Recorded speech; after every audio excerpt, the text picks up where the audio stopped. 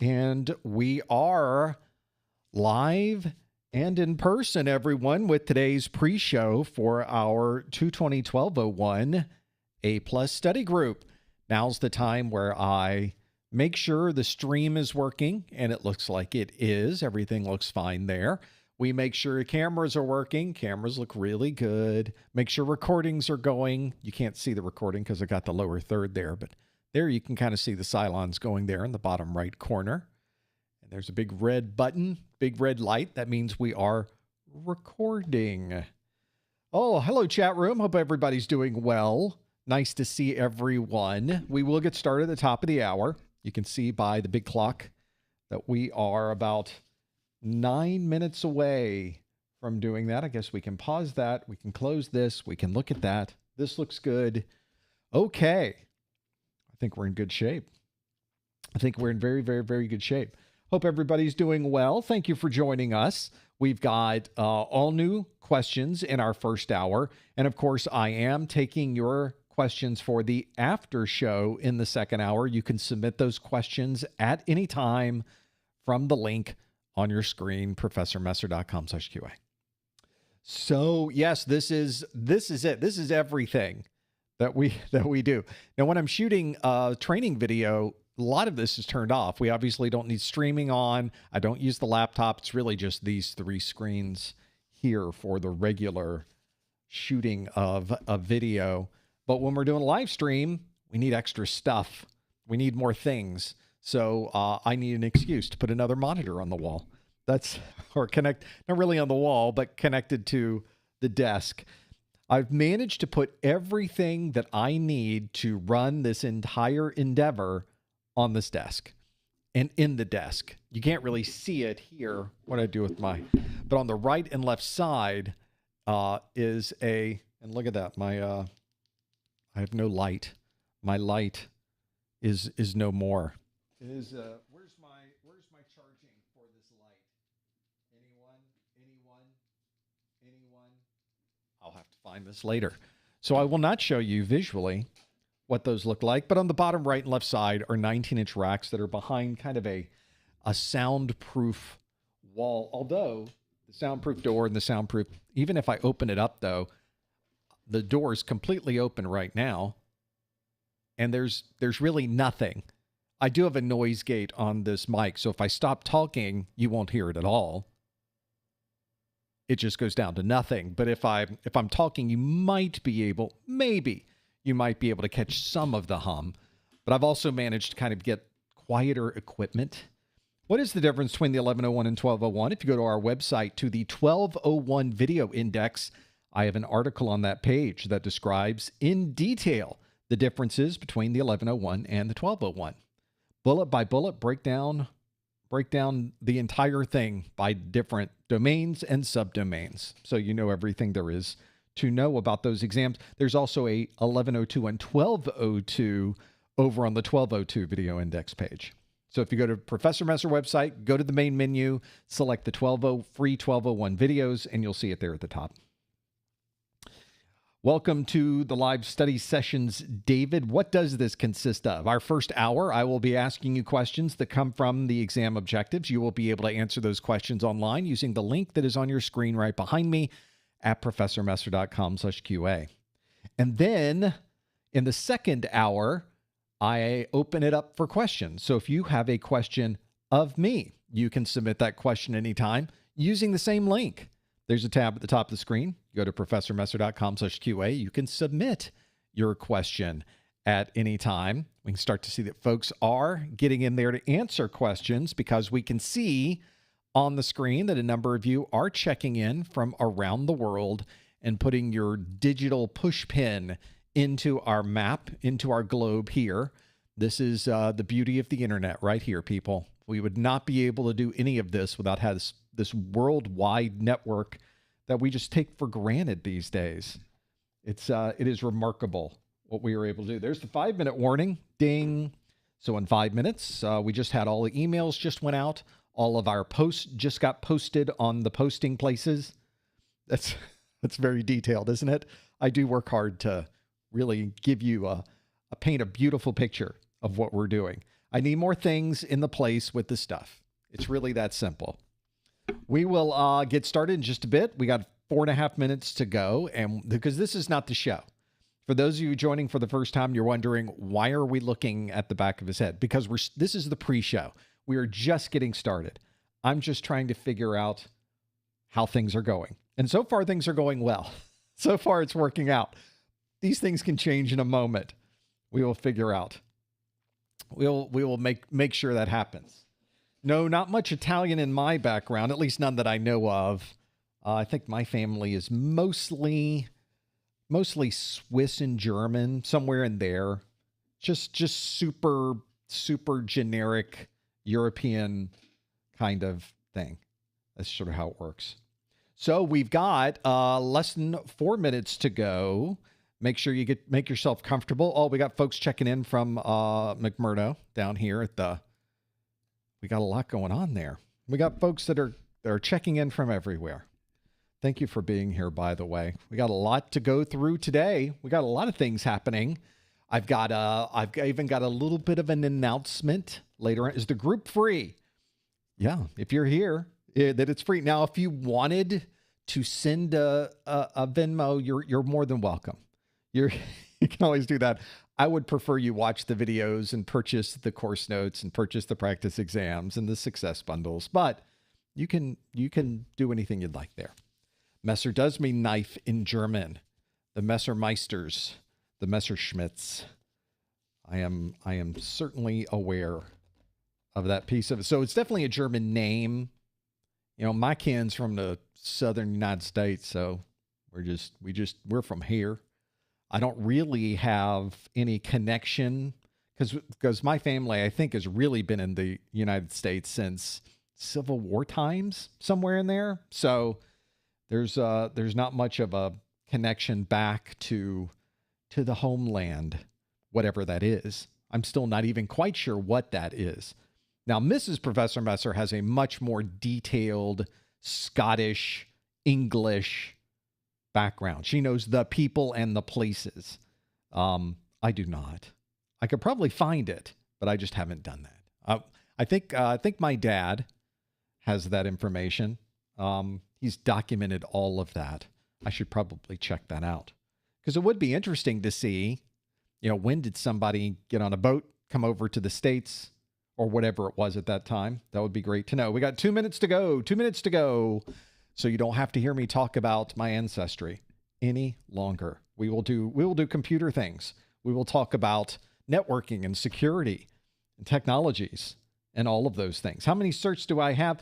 In my career, I, as a systems engineer for large multi-billion-dollar technology corporations out of Silicon Valley, most of my certifications, I guess over that career, probably about 15 to 20 different certs, depending on how you count.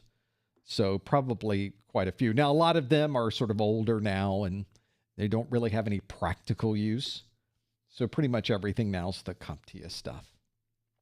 We got a lot to do here.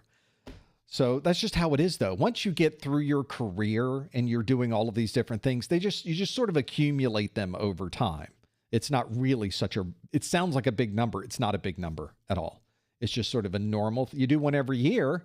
You took 20 certification exams by the time you're done with your career, right? Probably more. And that's sort of how it worked out. Now, when you work for a technology company, though, they want you to have a certification. There's certain certs they require. Sometimes it's the company's cert. So when I worked as a systems engineer for Palo Alto Networks, they, of course, expected you to be Palo Alto Networks certified. Now, I was a systems engineer. We were way overqualified for the certification. We could effectively just walk in the room and take it because we were the technical experts in that series of products. But they do require you to get that. So every year that you work there, you're going to get the next version of that cert. So that counts in there as well. That's why I said it depends on how you count it. Looks the top of the hour, everybody. Let's go to our keynote. Let's press the green button. Green is good. Green. Are we going to get a green button? Green. Yes, we are. Look at that. This did a thing. That did a thing. I think it's time to get started, everybody. Why don't we do a live stream? Here we go. Hello, everyone. Welcome to the August 2025 Professor Messer 2201202 A Plus study group. This is the study group where I ask you questions that come directly from the CompTIA exam objectives. And as you are here online and live, you'll be able to answer those questions along with me just to see how well we know some of these topics. Thank you very much for joining us, whether you are here live or whether you are here on demand, watching this on the replay. Both of these work just as well. So thank you so much for joining us and spending some time. If you are here live, we can do a few things here. We can get you involved in the question and answer process. All you have to do is pop open a new browser window and go to the link that is on your screen, professormesser.com/QA. That is the link right there that you can have on your screen and available to go. So, by the way, when you're working through these questions online, you just need to stay on that page. You don't have to go anywhere. So that's the only link you really need for this entire event. It's professormesser.com/QA. Now, if you use that link and you go to that particular place, go to that particular connection, there will be a question waiting for you. And the question that is waiting for you is what we call our rewind question, because it is a question from last month. This is one where we get into the Q&A, make sure that you're able to answer the questions, make sure that you're able to see the answers. Now, our one rule for those of you that have not joined us before is that you must go to the link on your screen to answer the question. So if you know what the answer is, or you think you know what the answer is, please do not put that answer in the chat room. Please do not put any hints in the chat room. Instead, use that link on your screen to answer the question. And our question today is, our rewind question is, which of the following would best describe a type 1 hypervisor? Would it be best described as containerization, bare metal, PaaS, sandboxing, or Intel virtualization technology, or VT? Now, if you think you know what the answer is, you can, of course, go to the link right here on your screen, professormesser.com/QA, and you can submit that for the question at any time. We will come back to this question in just a moment. So if you don't know what the answer is, don't worry. We'll be covering it in just a moment. Thank you so much for joining us. We do one of these study groups every month for Core 1. We do another study group for Core 2. By the way, if you normally visit and attend our study groups, one thing that you will notice this month is that the Core 2 study group is tomorrow. We did them back to back this month. So if you can't get enough of Core 1 today, you can come back tomorrow for Core 2. I've already written all the questions. They're already ready to go. I just need to sit here tomorrow, and we're going to go through all new questions then. Of course, if you are watching this on a replay, you can find all replay of all of our study groups over at professormesser.com/YouTube. We also have a daily pop quiz question that we have at professormesser.com/X/Twitter/Facebook/LinkedIn and other places, and Instagram. And you can find those as well. And when we are not here live, we can, of course, go to professormesser.com/Discord. That's where we have our 24/7 chat, where you can work with other people who are studying for their exams. Sometime in this first hour, I will give you a code and some instructions on how you could earn a 1-hour webinar category CEU. If you have no idea what a webinar category CEU is, then this probably doesn't apply to you. But if you are already certified and you are collecting these CEUs, that might help. Just listen in for that first hour, somewhere in this first hour, and we'll have more of that in there as well. As many of you are aware, before we get into the Q&A part, keep in mind that we're in this interesting time frame where we are phasing out one version of the A+ exam and phasing in a new version of the A+ exam. This older version, if you will, it's still a current version of the A+ exam, is the 2201101 and 2201102. If you look on the CompTIA website, they also refer to this as version 14. The release date for that exam, April the 20th of 2022. But notice the retirement date. The retirement date is September 25th, 2025. So we are here at the beginnings of August. That means you have less than 2 months before this version of the exam goes away. That means if you are studying for this version of the exam, you have until September 25th, to complete both your 1101 and 1102. You have to pass both of them. So make sure you are familiar with that. It's incredibly important to do. But there are things you can do if you're just starting your studies. We'll talk about that in a moment, where you don't have that deadline that is 2 months away. The exam itself is, each one of these exams are 90 minutes each. For the 1101, you need to earn a 675 on a scale from 100 to 900. And for the 1102, you need to do a little bit better. You need a 700 on a scale from 100 to 900. And the exam itself includes both multiple choice questions and performance-based questions, both of which we will cover today on the live stream. Now, I mentioned we're in this transition period between these two exams. This older versions of the exams here, which are still current, of course, are still available until September 25th. But back in the March timeframe, March 25th, a new series of exams was released. So for the past 4 months, we have been working with these newer exams as well, which means you could take either set right now. So you have to make a decision. Which two are you going to take? Are you going to take the ones that retire on September 25th? Or are you going to take the newer ones, which we call version 15, that's the 220, 1201, and 1202, that retire in September of 2028? So you've got much more time to study for those exams if you're planning to work through that. These were released in March, so they've been out for a number of months now. And of course, we have training courses for them. We have course notes. We have practice exams, all the things you need to study for your exams. The exam requirements are 90 minutes per exam. And as you can see, exactly the same, scoring on exactly the same scale. So this is what they really are working on getting to you as a newer version of the A+ exam.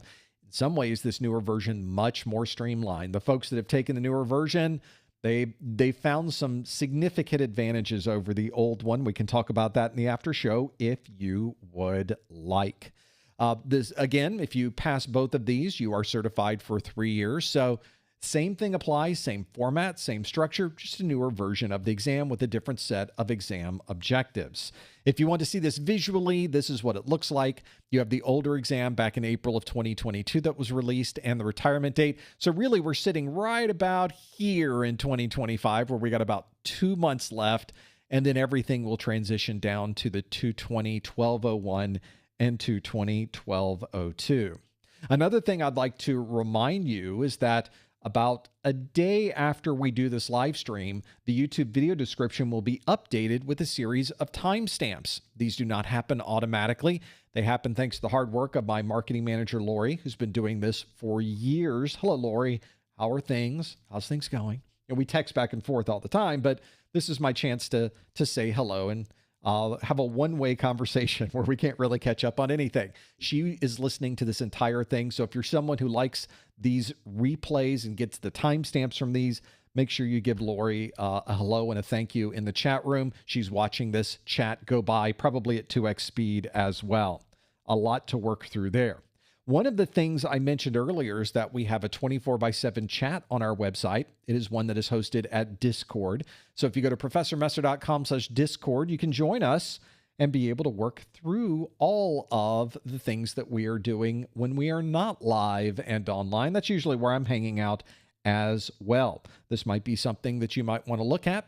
Of course, we have people studying. You can open up your own chat room, your own study room. You can invite people to it. You can manage it yourself. There are thousands and thousands and thousands of you on this Discord that are studying for their A+, Network Plus, Security Plus, and more. You can find this at professormesser.com/Discord. Eventually, you will need to take your exam, and we have vouchers that are discounted on our website if you happen to live in the U.S., Canada, or a U.S. territory. These also include not just a discount, but you also have the opportunity, when you purchase a voucher on our site, to download the latest version of the Exam Hacks ebook. This is an ebook I wrote that has tips and tricks on things you can use to study for the exam and strategies you can use during the exam itself that might get you a few extra points. This is something that you might want to look at. Comes automatically when you purchase a voucher from our site. and it's something you can't buy separately by itself. One of the things that I often work through as we are going through these vouchers is making sure that everybody has the option to not only get a voucher that is good for one exam sitting, but one of the things you may notice is also in this list now, we can get you a voucher that has a retake option. That's all on our website. You can find out more about it at professormesser.com/vouchers. Let's talk about that question we asked earlier. Which of the following would best describe a Type 1 hypervisor? Is it containerization, bare metal, PaaS, sandboxing, or Intel virtualization technology? We're going to close this poll and see how you did with this one. 63% of you say the answer is bare metal. We have 21% of you, though, that say the answer is Intel virtualization technology, or VT. And then we're down to single digits. We have 7% that said containerization, 6% that said sandboxing, and 3% that said platform as a service. So if we were wondering which one of these it happened to be, you can now see that we have the answers here and the things that we are looking for. The answer that we wanted was indeed bare metal. That was the one that we were hoping to find. Hopefully, you're familiar with that particular question. This is one, by the way, a new topic that you need to know for the 1201 exam. So if you've never heard the term Type 1 hypervisor before, that is definitely something that was added to this latest version of the A+ exam. This is a technology, obviously, it's been around for a very long time. They've just added this particular nomenclature to the exam. There's a lot of different types of hypervisors that you could get. Type 1 is the bare metal. Some of you run a hypervisor that is running inside of Windows. You've probably done this. You probably run some type of virtualization software. Maybe you run a VM version from, I have a couple on my system that I use. I have 3 or 4 different hypervisors that I'm using. So if you're running VirtualBox, for example, you can run that on Windows. You can run it on Mac OS. You can run it on Linux. But what if you didn't want to install a separate operating system and you just wanted to run the hypervisor without Windows, without Linux, without Mac OS? Then you would need a Type 1 hypervisor that simply runs on the computer itself, the bare metal. We don't have an operating system sitting on top of it. So you can get rid of that operating system that's sitting there right in the middle. So Type 1 has hardware and a hypervisor. If you're running Type 2, maybe on your Windows desktop, it's hardware with the operating system, and then the hypervisor sits on top of that. So it just depends on how you want to deploy your hypervisors. If you're in an enterprise environment, you're probably all of you running a Type 1 hypervisor on bare metal. So that is what we would work through when we're going through the idea of what a hypervisor might provide for you. So indeed, those of you that chose the hypervisor being bare metal, that is what we were looking for. That's the right answer. 63% of you got that one absolutely right. Now, it would not be 21% of you said Intel virtualization technology, VT. That is hardware that is built into your processor that enables virtualization in the hardware of your system. And Intel calls this Intel VT. AMD has a similar technology. They call it AMD V, the V for victory. No, V for something. It stands for something.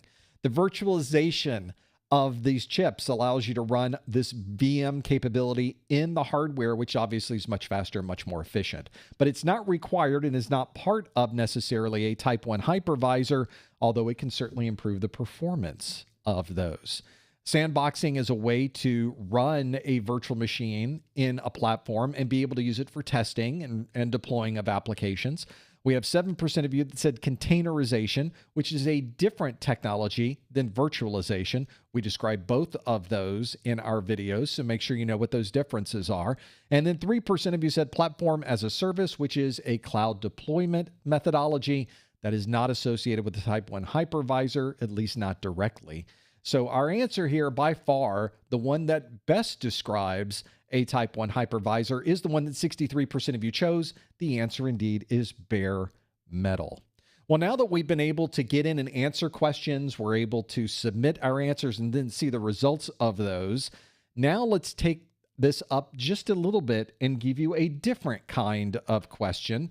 As many of you know, on your exam, the bulk of the exam is multiple choice questions. So the question we just had, which had a question and then multiple answers to choose from, is a very good example of a multiple choice question. If you didn't know the answer, you still had a 20% chance of getting it right. What CompTIA wants to really see if you know this content. So some of the questions at the beginning of your exam, the first handful of questions you get, will not be multiple choice questions. No. You will get a different type of question. You can effectively think of this as anything but multiple choice. CompTIA refers to these as performance-based questions. What these really are fill in the blank. They might be a drag and drop question. They might ask you to put things in a particular order. It might be just a scenario question where you have to do things at the Windows console. Maybe you have to do things at the Windows desktop. There's a lot of different ways to ask you questions about the exam objectives. And so performance-based questions are just a very open-ended way to ask you about different topics. So I have for you today a performance-based question. Our performance-based question of the day asks you to list the matching protocol and ports. So as we have it on this list, I'm describing the protocol that we're looking for is really the application layer protocol. That's what I'm looking for. I'm not looking to know if it's TCP or UDP, which, to be fair, the exam objectives don't go into that level of detail, although I do in my videos because I think that's a rather important part of the port number. But for this question, you do not need to know whether it's TCP or UDP. You need to know whether the protocol, what the protocol name is at the application level and what the port number that is used for this. But I'm not asking you about the name of the protocol. I'm giving you a scenario. For example, the first one here is connect securely to a web server using a browser. The protocol that you would use to accomplish that would be HTTPS, and the port number is 443. So that was just an example I put there so that you would know how to answer the other questions that are here. For those of you listening on the podcast side, let me quickly step through the different descriptions. This first one that we need to answer is automatically configure an IP address. What happened to me? Something happened. Watch what we do. You didn't even see that. There's no grammatical errors at all. I'm never going to make a mistake like that. Automatically configure an IP address, subnet mask, and default gateway. What protocol would I use for that? And what port number or port numbers would you use for that? Transfer a file from a Windows computer to a Mac OS server. What protocol would you use for that? And what port number or port numbers would you use for that one? Determine the IP address for an FQDN.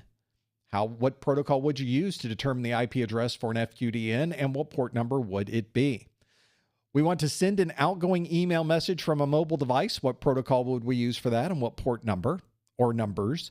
And we want to remotely connect to a firewall over a secure terminal session. What protocol would we use, and what port number or numbers? So those are our 5 descriptions. This one is a little bit different than what you might get on an actual exam because CompTIA does not tend to give you a lot of fill-in-the-blank questions. They tend to do matching questions or a drag and drop question. They tend to give you more examples of this, but I wanted to make this one just a little bit harder. So you really do need to know your stuff to be able to answer this one.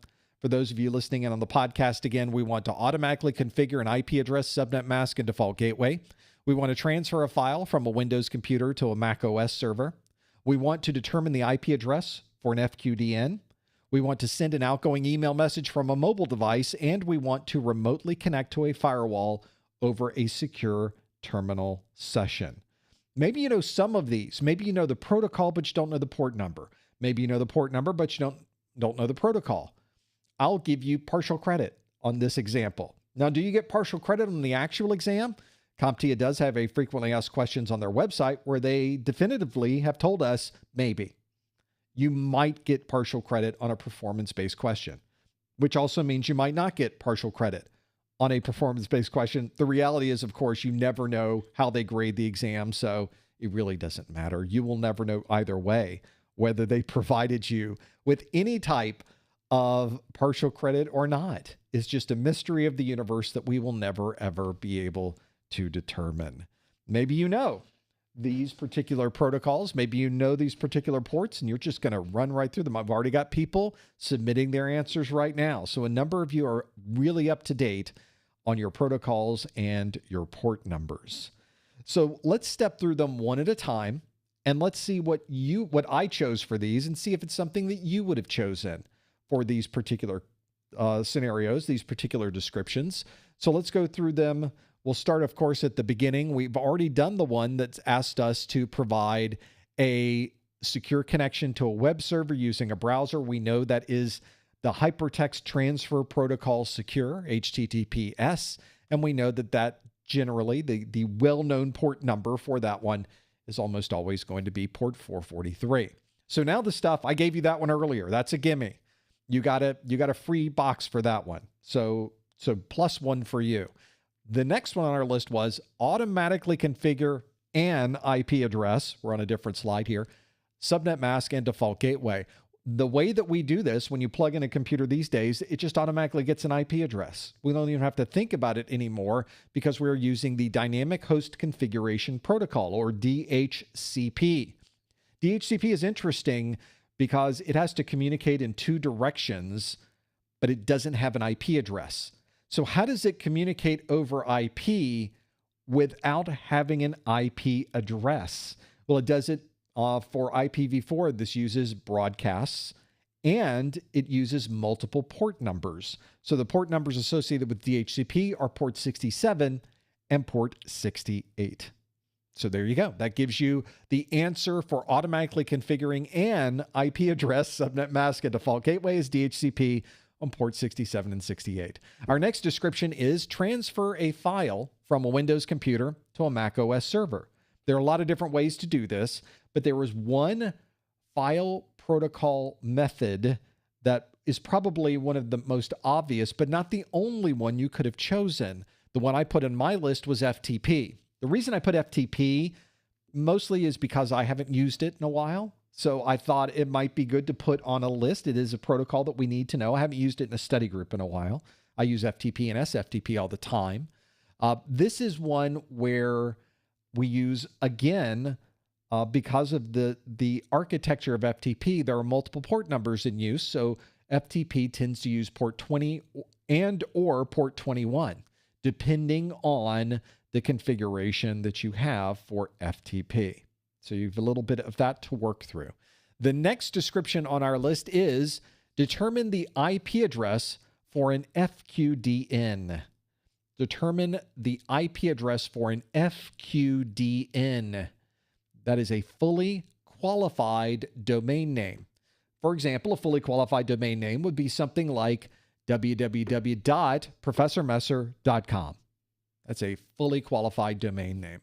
And if you are going to get an IP address for a fully qualified domain name, then you'll probably need to ask a DNS server, the domain name system server, and that uses UDP port 53. So now you know what port number we are expecting to see when we talk about using DNS. Thankfully, we have that there as well. Next on our list is we want to send an outgoing email message from our mobile device. This is one that can use a lot of different port numbers, a lot of different protocols, but of course, we need to use one that's in the list of ports and protocols that we need to know for this exam. So in this case, it would be the Simple Mail Transfer Protocol, or SMTP, and SMTP uses TCP port 25. And lastly, we would like to remotely connect to a firewall over a secure terminal session. This is one of those that we could have already used this particular answer in a previous one. We'll talk about that in a moment. This is Secure Shell, or SSH, and Secure Shell by default uses TCP port 22. Now, what's interesting about many of these is you could have chosen different options. For example, transferring a file from a Windows computer to a Mac OS server could also use the file transfer functionality built into SSH, so you could have even chosen SSH for that one. We also have other protocols. In fact, Mac OS is able to communicate using server message block, which is the native file transfer mechanism within Windows.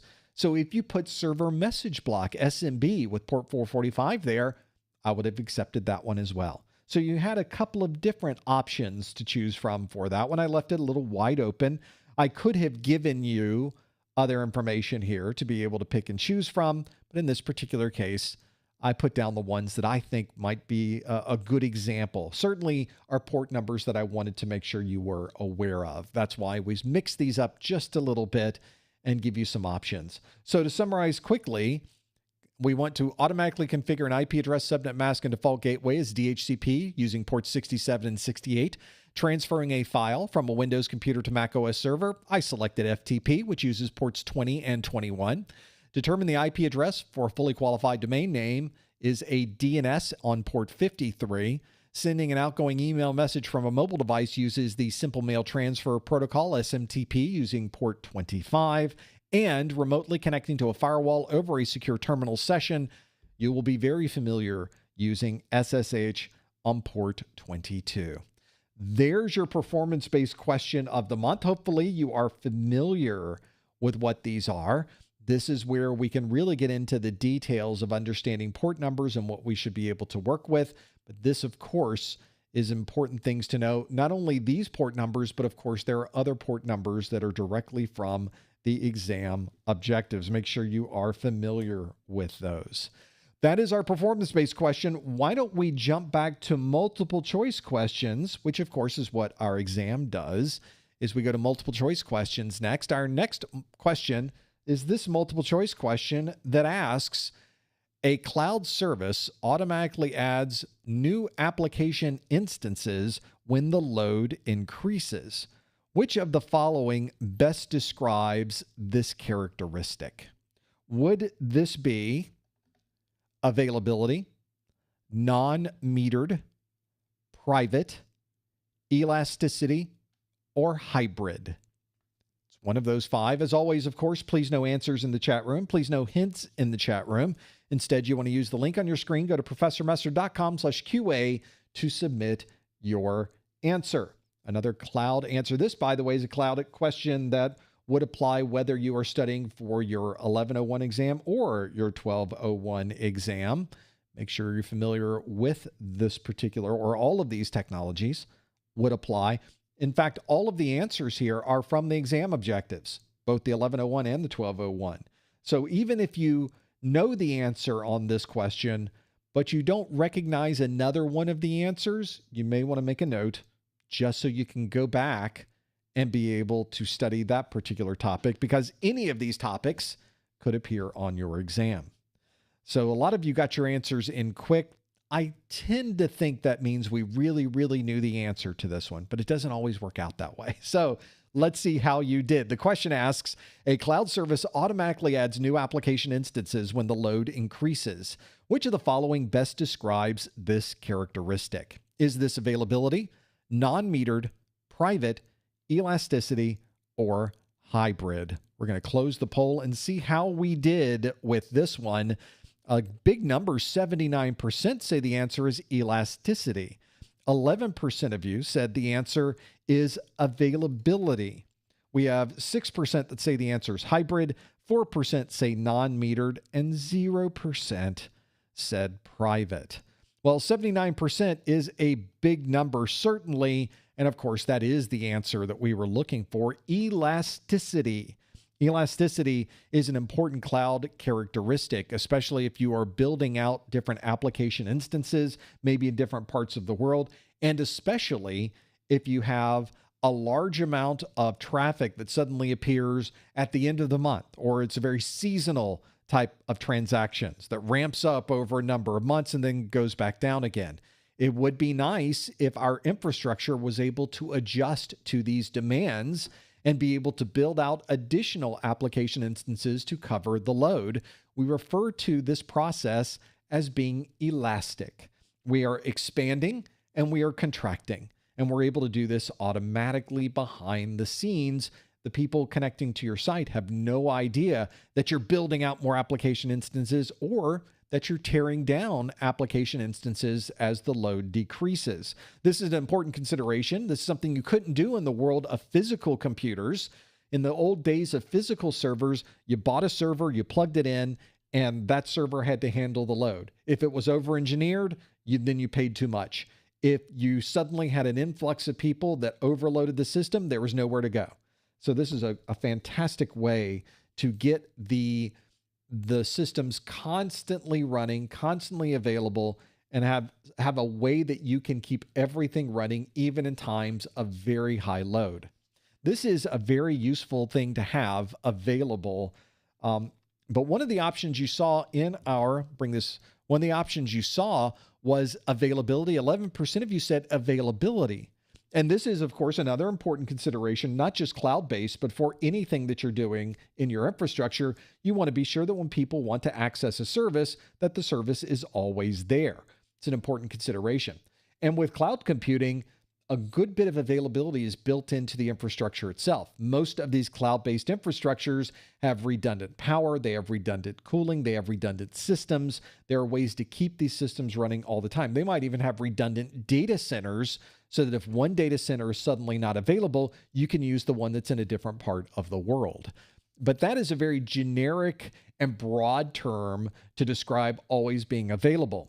That wasn't our question, though. Our question asked, a cloud service automatically adds new application instances when the load increases. That best describes elasticity and not availability. Although if you have a very busy network, adding elasticity in itself provides some availability. Although if you are getting rid of application instances because the load has gone down, it's not really talking about availability. It's more about adjusting how much money you're paying for your cloud services. So availability really doesn't fit in that scenario 100%. And that's why that does not mean, that's why availability is not our answer, and that's why elasticity really is. Non-metered means it's a cloud service that is not counting every bit of data that you're transferring or everything that you're storing. You're paying a flat fee every month. That doesn't describe this question. 6% of you said hybrid. This means that you have a combination of public and private cloud services. I think most organizations are hybrid. Most organizations have some little bit of cloud in their own data center and other cloud services that may be publicly available on a public cloud provider. That describes a hybrid configuration, but that wasn't our question. And then 0% of you said it's a private configuration, which means only on your local network, only in your local data center. Nobody else has access to it. You have your own cloud infrastructure just for internal use. That wasn't the answer either. None of you answered that one. That was 0%. The answer very clearly, very obviously for most of you, was indeed elasticity. 79% of you got that one absolutely correct. Let's do another question, shall we? Next on our list is this question, and it asks, a user's computer needs to have the date and time manually set during startup. Which of the following is the most likely reason for this issue? Is it because our storage drive is failing, we have an incorrect power supply voltage, the VPN is not connected, a keyboard is not recognized, or the battery has failed? It's got to be one of these, right? All of these are bad. None of these are good. Some of them are worse than others, but all of them are questions that you can answer. You can go to professormesser.com/QA to answer this question.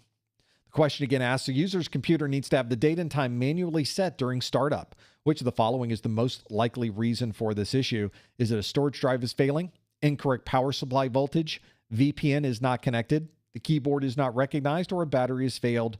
You can lock your answer in right now, professormesser.com/QA. An inaccurate date and time is one of those things that you need to know for the exam. It is explicitly listed in the CompTIA exam objectives. So make sure you are familiar with all of those objectives because you could be asked about any of these troubleshooting scenarios. This would be an important one to consider. Let's see how you did. A lot of people answered very, very quickly on this one. I think this might be a gimme for many of you. The question asks, a user's computer needs to have the date and time manually set during startup. Which of the following is the most likely reason for this issue? Is it storage drive is failing, incorrect power supply voltage, VPN is not connected, keyboard is not recognized, or the battery has failed? And this is a question, by the way, that applies both to the 1101 and the 1201 exams. So for those of you taking this one, you should know that 84% of you saying the battery has failed is absolutely correct. It was a gimme for you. You knew what the answer was for this one. It was not. 11% of you said the storage drive is failing. That's the problem that we're having. 4% of you said the VPN is not connected. 1% said you have an incorrect power supply voltage. And then you have 0% say the keyboard is not recognized. So whenever you run into these scenarios that have to do with the date and time on the system, then the issue is certainly related to the battery that is on your motherboard. For those of you that have watched our video, or that if you had to change one of these out on your motherboard, you suddenly realize, oh, there's a battery there on there. This is what it looks like. It's a CR2032, a 3-volt battery that keeps this. This is one that is really only there to maintain the date and time. That's pretty much all it does these days. We used to have the configuration of our BIOS stored in a type of memory that would not maintain the configuration without power back in the day before we had flash memory. So we used this battery not just for date and time, but that battery was also important to maintain the configuration of the BIOS. But one of the things that is pretty useful now is we have flash memory, so we don't have to do that anymore.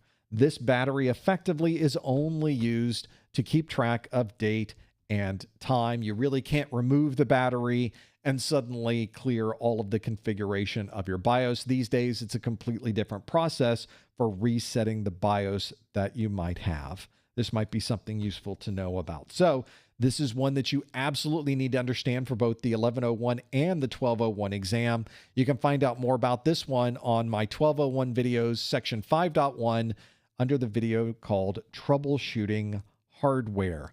Here's a better picture of a motherboard and where you might find the battery. There's the CPU here at the top. We have some expansion slots here at the bottom. Your memory slots are on the right side. And there's the battery just sitting right there on the motherboard. If you looked at your motherboard, you probably find it very, very easily to be able to know where that is. So pretty useful to have that there. And yes, if you removed it trying to clear the BIOS and it didn't clear anything, that's the way it's supposed to work these days. You cannot clear your BIOS anymore by simply removing the battery. That will not work for you because the battery has nothing to do with the configuration of your BIOS any longer. Now, all of this information that we have been looking at in these videos is, before I talk about my course notes, which are simply amazing, you should know about this. What about the other options that we have here, the other things that we are working through? 11% of you said the storage drive is failing. The storage drive failing is certainly a bad thing. We do not want that to happen. But if it was failing, we could get a message on our screen saying it's not able to read or write to the drive, or maybe it's simply taking a long time to be able to read or write information to that storage drive.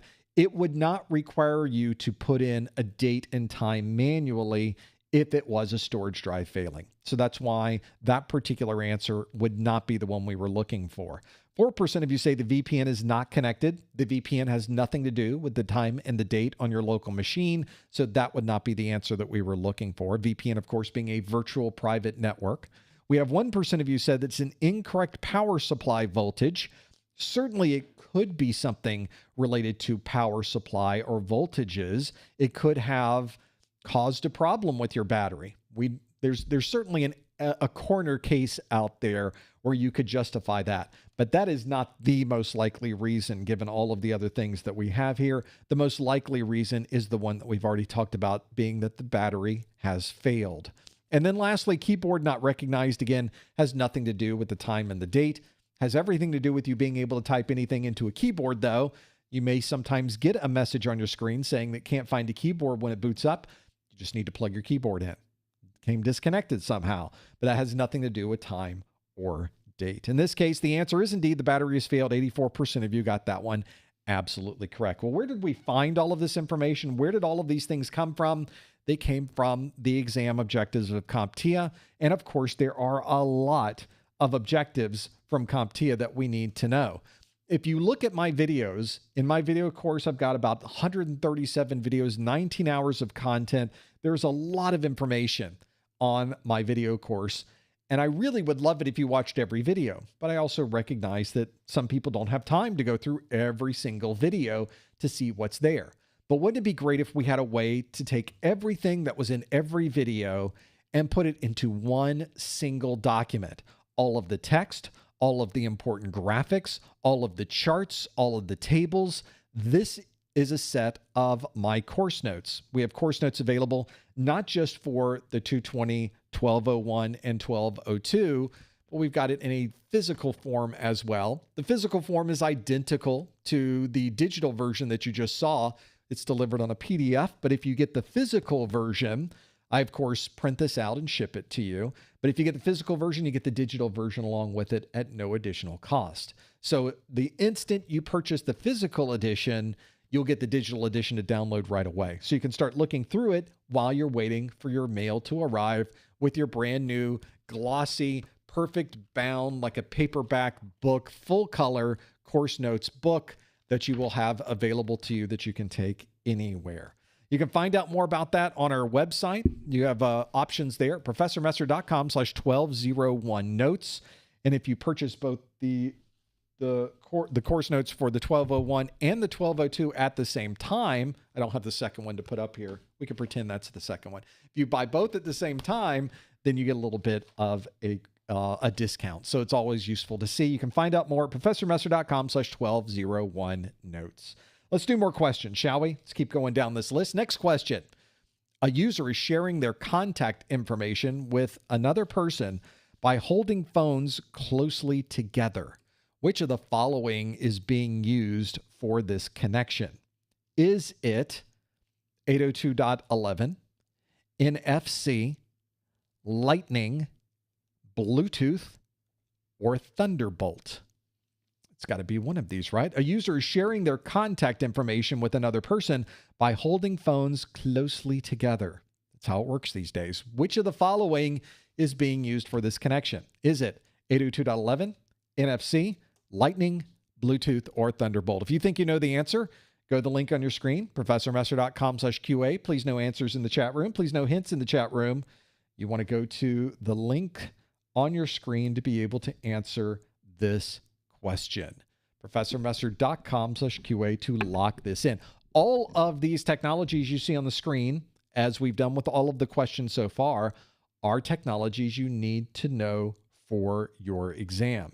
Make sure you are familiar with every single one of these and what they do. Should be useful to have that available. Make sure that you're familiar with these. Whenever you start getting into understanding wired and wireless technologies, there are a lot of them. In fact, one of the things that's nice about the current 1101 and 1201 is there are fewer wireless technologies that we have to know now. There used to be even more on the exam. So this is great to be able to work through that. I think that can be extremely useful as you're going through the details of this. See if this is something that might work for you. This would be useful. Let's see how you did. A lot of people answering quickly on this one. Let's see if you really knew what the answer was. A user is sharing their contact information with another person by holding phones closely together. Which of the following is being used for this connection? Is it 802.11, NFC, Lightning, Bluetooth, or Thunderbolt? We'll find out that, wow, 88% of you think the answer is NFC.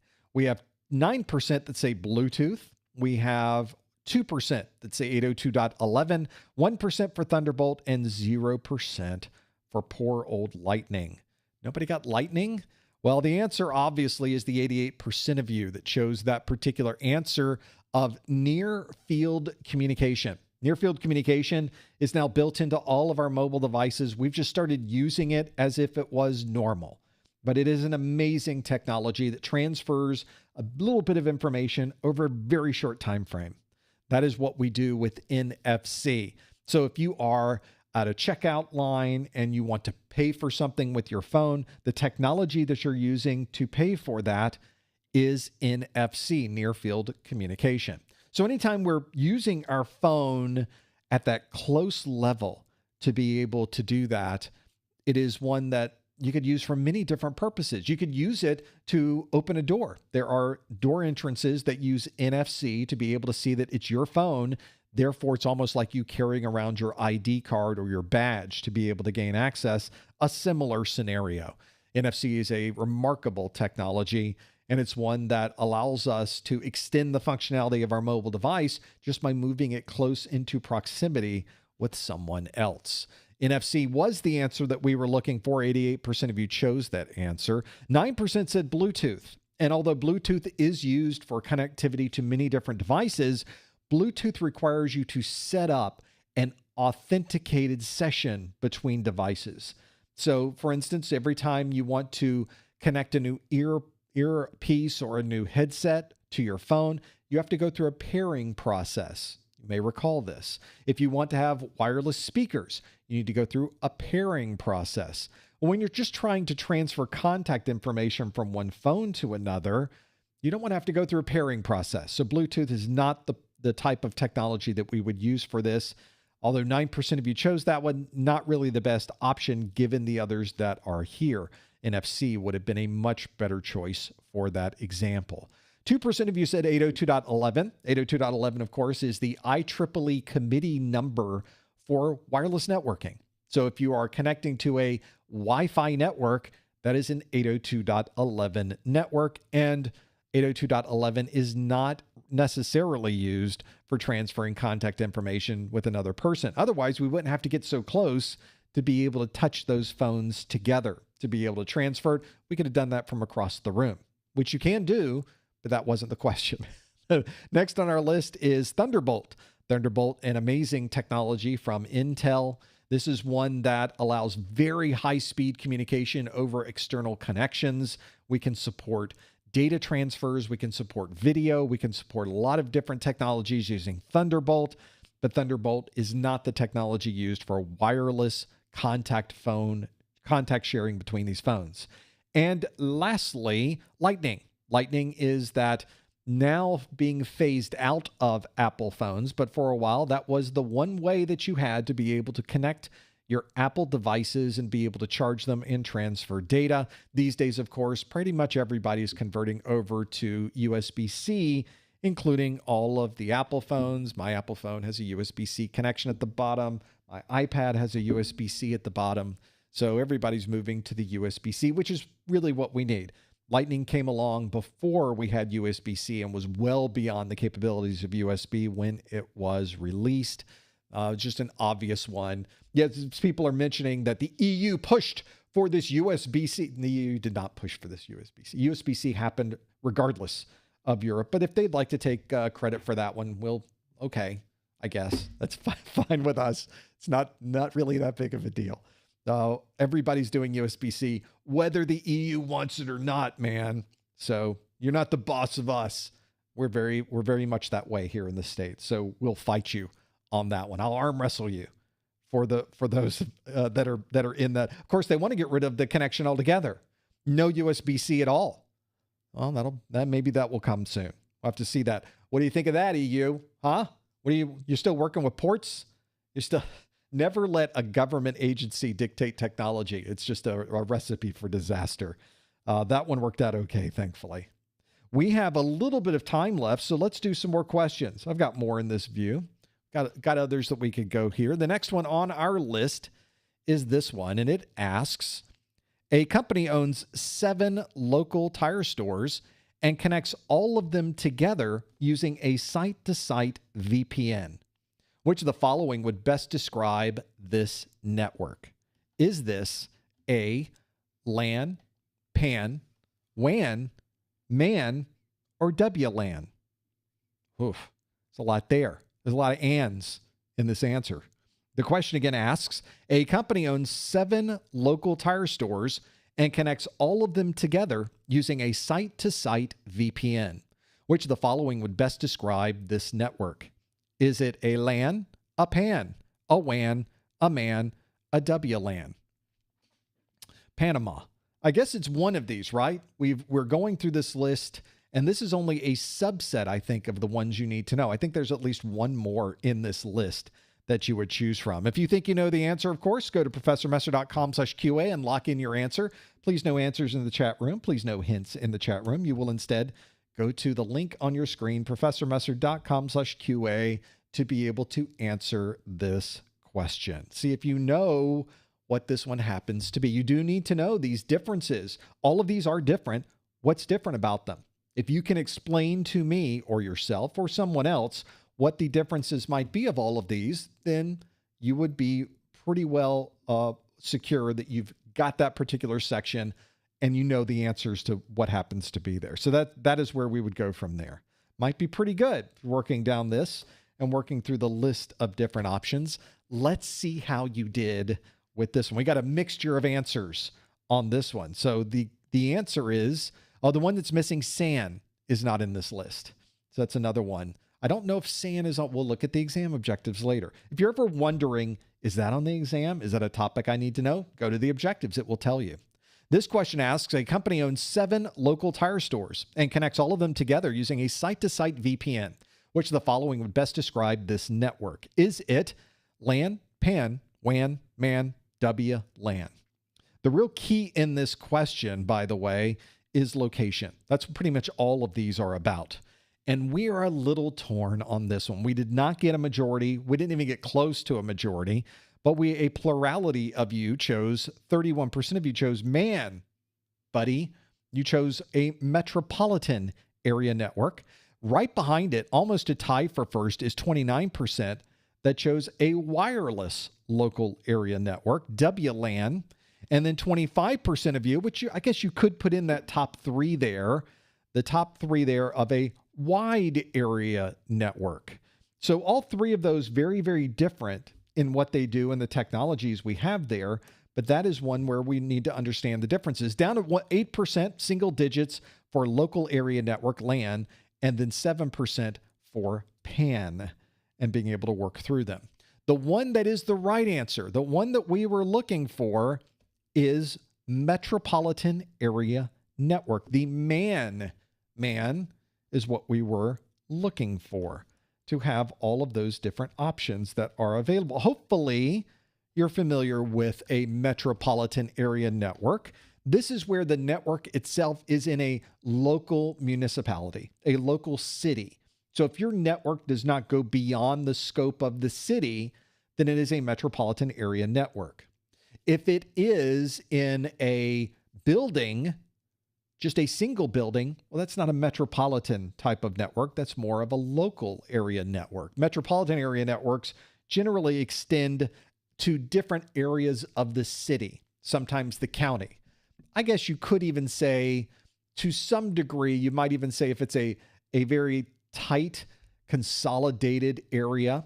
Some cases, especially in the Northeast United States, you might have a tri-state area that's very metropolitan. You almost go from city to city to city to state to state to state, and you don't even realize you've left the city because they're all pretty much the same.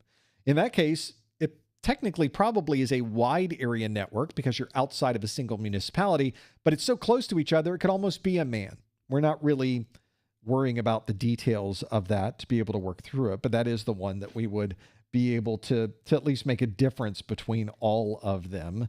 Metropolitan area networks, though, are generally in a single metropolitan area. They usually have a single service provider because you can't connect these yourself.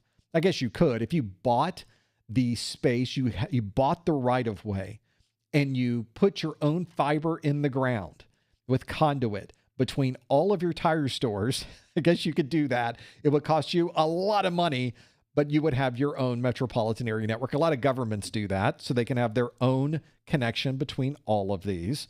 That is the one that you would use for this. But organizations, a tire store probably is not going to do that. The cost is too much, which means you usually have a local service provider that provides that metropolitan area network configuration. So that was the answer that we were looking for. 31% of you said metropolitan area network. That is the answer that we wanted because it's all within a single local municipality. If it went outside to a different state, we would call it a wide area network. Wide area networks tend to be a different city, a different state, a different country, a much longer distance than just in your local municipality. And then WLAN, 29% of you said WLAN. That stands for wireless local area network. It's a term that we generally describe as a wireless cellular data connection. We used to have WLAN cards that would fit into our computers. These days, you can tether or even connect to a cellular network just using your phone. Just use the phone you have, and you can create your own WLAN just by tethering off your local phone and use the wireless local area network.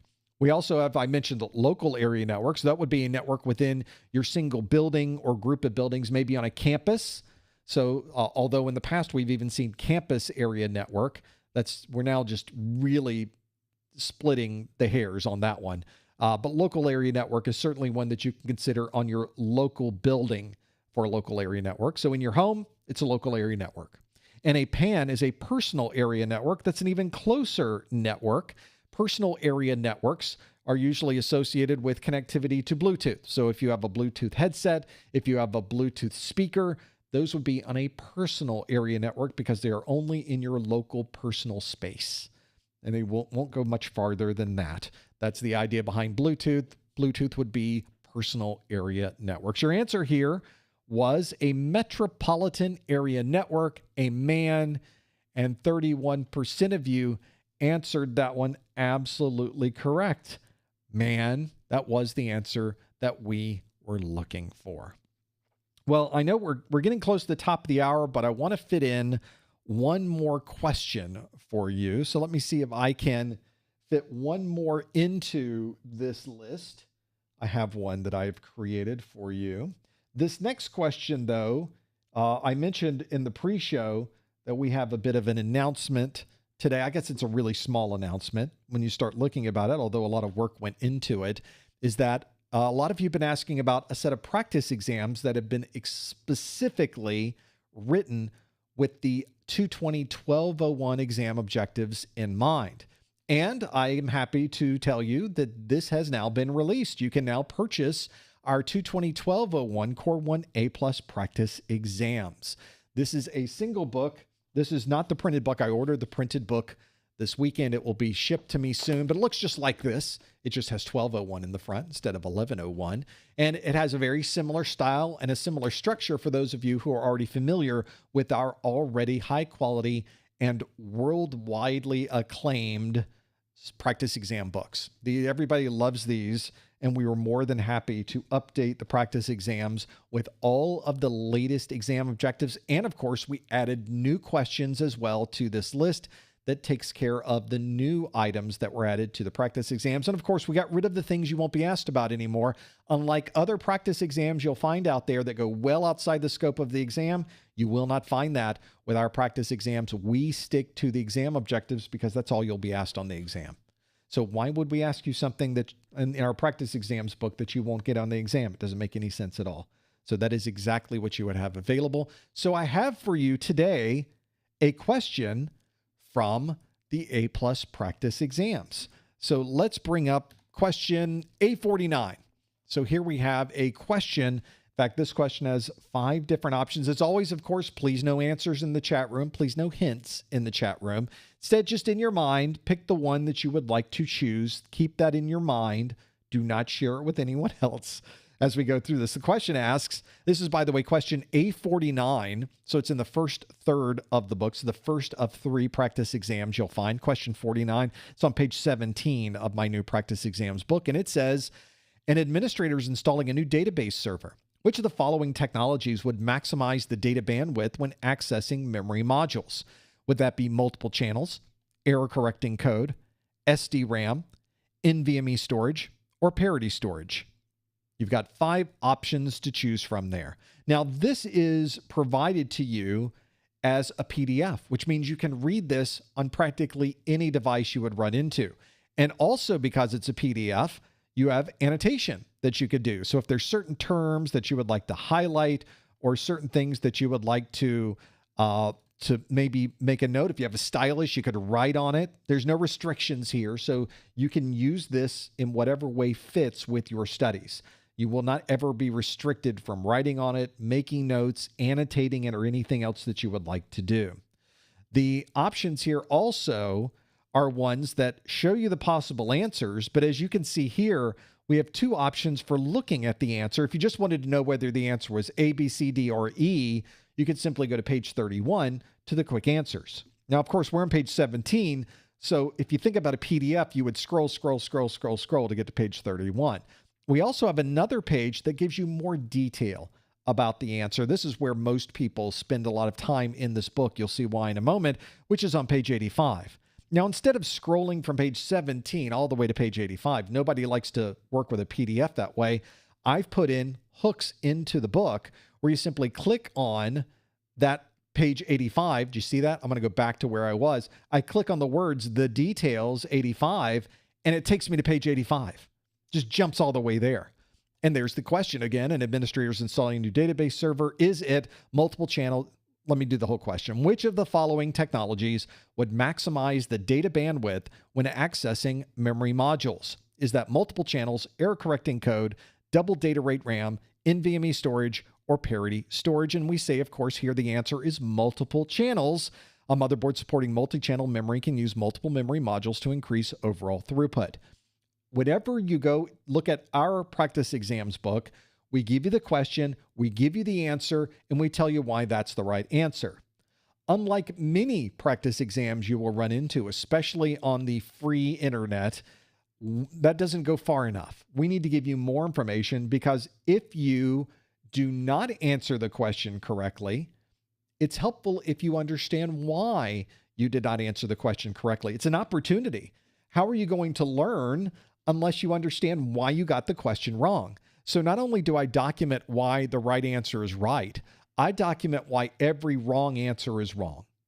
And I think that is an incredibly important part of this entire learning process. In many ways, especially with this question, you're almost getting tutored on 5 separate topics in a single question. So we'll tell you why. Why was it not error correcting code? Well, here's the reason why. Why was it not SD-RAM? Here's the reason why. Why was it not NVMe storage? Here's why. Why was it not parity? Here's why. Another thing you'll notice is anytime we use an acronym in an answer, I try to write out what that acronym means because you can't keep track of all of these things. You can't really understand, wait, what was ECC again? What was RAM again? What was SD-RAM again? What was NVMe again? Well, it's all spelled out for you. So you can simply pass by that as you're reading through, but I like to think that gives you a little bit more direct information, sticks that name and the abbreviation and the acronym in your brain, helps you remember what it happens to be. And now you understand if you answered SD-RAM, now you know what SD-RAM is, and you know why SD-RAM was not the right answer to this question.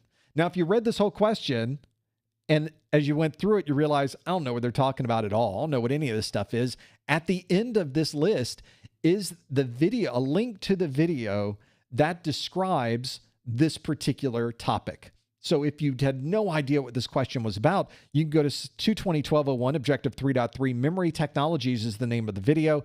If you are in a PDF, you can simply click the link. If you've got the printed book, you can use your phone to use the QR code, which takes you to the same link. And you can watch the video on this topic so that you understand what the question was about. Now, once you're done with this question, you may want to go to the next question. But of course, now we've jumped all the way to page 49 or whatever it was. What page are we on? Page 80 something, 85. Well, as many of you some of you may not be aware, many of you already know this. In a PDF reader, many PDF readers have a back button, just like your browser. So here at the top on my PDF reader, I've got a back button right there. And if you click the back button, click, it goes right back to where you started. So now we're back on page 17, and now we can go to the next question that's in our list. That's my practice exams book. We have this practice exams book has been specifically written for the 1201 exam. It includes new topics from the 1201 exam. It includes also the same distribution of topics as listed in the official CompTIA exam objectives. And anything that is not in the exam objectives is not in this book. This is a very focused and very specific book for someone who's taking the 2012-01 exam. If you want to know more about this, you can find out more at professormesser.com/core1pe. We also have some discounts there. If you buy it along with the course notes for the Core 1 exam, you get a little bit of a discount as well. You can find out more on our website. Maybe that's something that can help you as you are going through the process of understanding what the different options might be for trying to lock in that last bit of information you need before taking the exam. Sometimes that's all you need is just some feedback on how am I doing? Did I really understand the topics? And these questions are written for someone who's ready to take the exam. They have a similar style and a similar tone as the actual exam questions. Find out more at professormesser.com/core1pe. I've been talking all this time about the exam objectives, the exam objectives, the exam objectives. And the reason I mention this is because CompTIA sticks to these objectives very, very, very closely. They very rarely, if ever, go outside the scope of these objectives. That's why they're so important. And they are a significant list. I'm going to give you, here's the exam objectives for the 1201 exam. They give you everything you need to know. A bullet by bullet by bullet breakdown of all of the topics that are important for this exam. And the exam objectives, not only, it's effectively a complete overview of every topic you need to know. These objectives are free to download from the CompTIA website. Simply go to CompTIA.org or CompTIA.com. You can, of course, go to the section, if you're studying for the A+, go to their A+ section, and the exam objectives are right there for you to download. They are incredibly useful. And you'll notice that not only do they give you all of this information, my videos follow this same format. So under Domain 5.0, Hardware and Network Troubleshooting, Section 5.1, which is given a scenario, troubleshoot motherboards, RAM, CPU, and power, my videos for Section 5.1 cover these same topics. So if you're ever trying to find the right video to go with the topic, you have the perfect cross-tabulation right here. You will find exactly what you are looking for as the exam objectives. Also in the back of the objectives is a list of acronyms. And who doesn't want more acronyms? Here's the big list that you need to know for this exam. But I will say that this particular list is one that you'll probably learn anyway as you go through the course itself. You probably won't even need to go to this detailed acronym list. You can simply spend your time here. Because, for example, if you were trying to understand desktop virtualization, they mentioned virtual desktop infrastructure, VDI. It's in the objectives itself. So you can at least see what those happen to be. But if you went to the objectives, you can see that VDI, virtual desktop infrastructure, is also listed in there as well. Those are the exam objectives. They're available on the CompTIA website. They're absolutely free and something that you should use prior to your studies to read through. And they make a great checklist before you decide to book your exam, just to see if you've missed any of the topics you need to know that could possibly show up on your actual exam. Another important study tool, you want to make sure you get your hands on that as well. We do one of these study groups every month for A+ Core 1, A+ Core 2, Network Plus, and Security Plus. Our next A+ study group, this is for the Core 2 study group, is tomorrow. Nope, didn't make that up. That was not a misstatement. Normally, we don't do these study groups back to back, but my scheduling this month is just weird. So we have our Core 1 study group we're doing right now. Tomorrow, same time, same URL, same place, we're doing a Core 2 study group. I've got all the questions ready to go. I finished writing them this morning. They are locked in. So we'll see how well we know these topics by visiting tomorrow. That would be August the 6th for the Core 2 study group. Now, next month, I've already scheduled September 9th, September 11th are the A+ study group, September 17th, September 24th. Although, of course, we have Network Plus and Security Plus study groups this month as well. If you're wondering when the next live event is going to be, you can go to our calendar at professormesser.com/calendar. And you can also look at our events channel in our Discord. Those have exactly the same information. And if I do have to change one of these dates, which happens all the time, then I will update the calendar and the events channel as soon as I make that change. So if you're looking at either professormesser.com/calendar or the events channel on our Discord, you have the latest information at that time. So you'll know exactly what's going to happen. Well, we've gone through an hour of Q&A, but we're not done yet. Instead of me asking the questions, how about you ask the questions? In our after show coming up next, I will answer, well, almost anything that you would like to submit. And I will be glad to step through those things that you put into the list. And it's the same link. Go to professormesser.com/QA to submit those questions at any time. Of course, don't forget about our discounted vouchers available at professormesser.com/vouchers. You could pay full price over on the CompTIA website, or you can get exactly the same voucher at professormesser.com/vouchers and pay less if you happen to live in the U.S., Canada, or a U.S. territory. We also have our course notes, our practice exams, and much more at professormesser.com/1201success, or simply go to our website, click our main menu under the 1201 exam, and choose the option for the practice exams. And of course, we have many places you can go on the internets to find us and the things that we are doing. Of course, we're going to be over on Discord when we are done with our after show. You might want to join us at professormesser.com/Discord, or see any of our previously posted pop quizzes at professormesser.com/X/Instagram/LinkedIn/Facebook and more. It's a great way to keep track of what we are doing every day to provide you with the information you need to be able to pass your A+ exam. Well, that brings us to the end of our first hour, but stick around for the after show. We got a lot more coming up. We'll have your questions and more. Thank you so much for joining us in this first hour. We will see you next time on the A+ study group.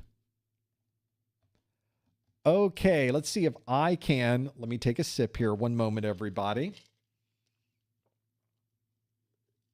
Okay. Oh, that's so much better. How about we get my face up at this point? Let's see if that worked. It did. It's now time for the after show, everybody.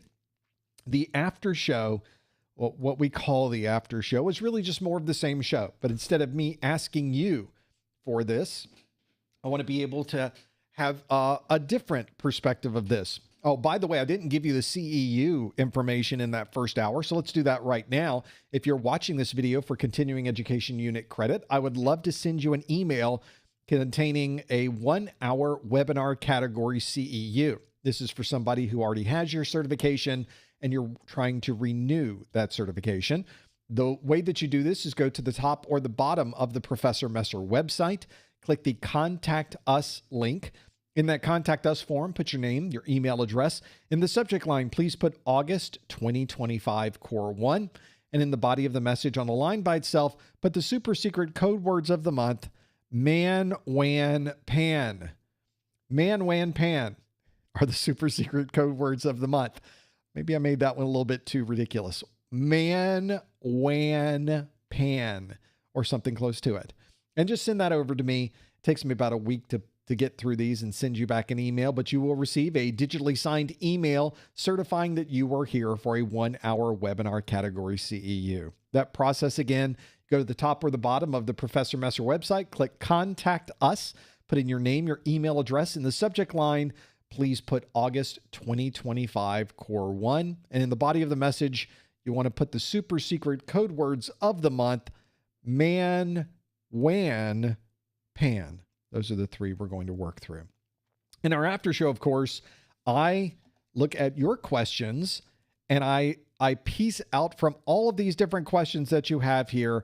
I find a way to at least be able to provide you with answers to the things that you want to know about and be able to make sure all of those are something that you can use in your studies. If you would like to join us for this process, you're more than welcome. You can submit questions at any time using the links that are on your screen, or the link that is on your screen, professormesser.com/QA. It sounds familiar.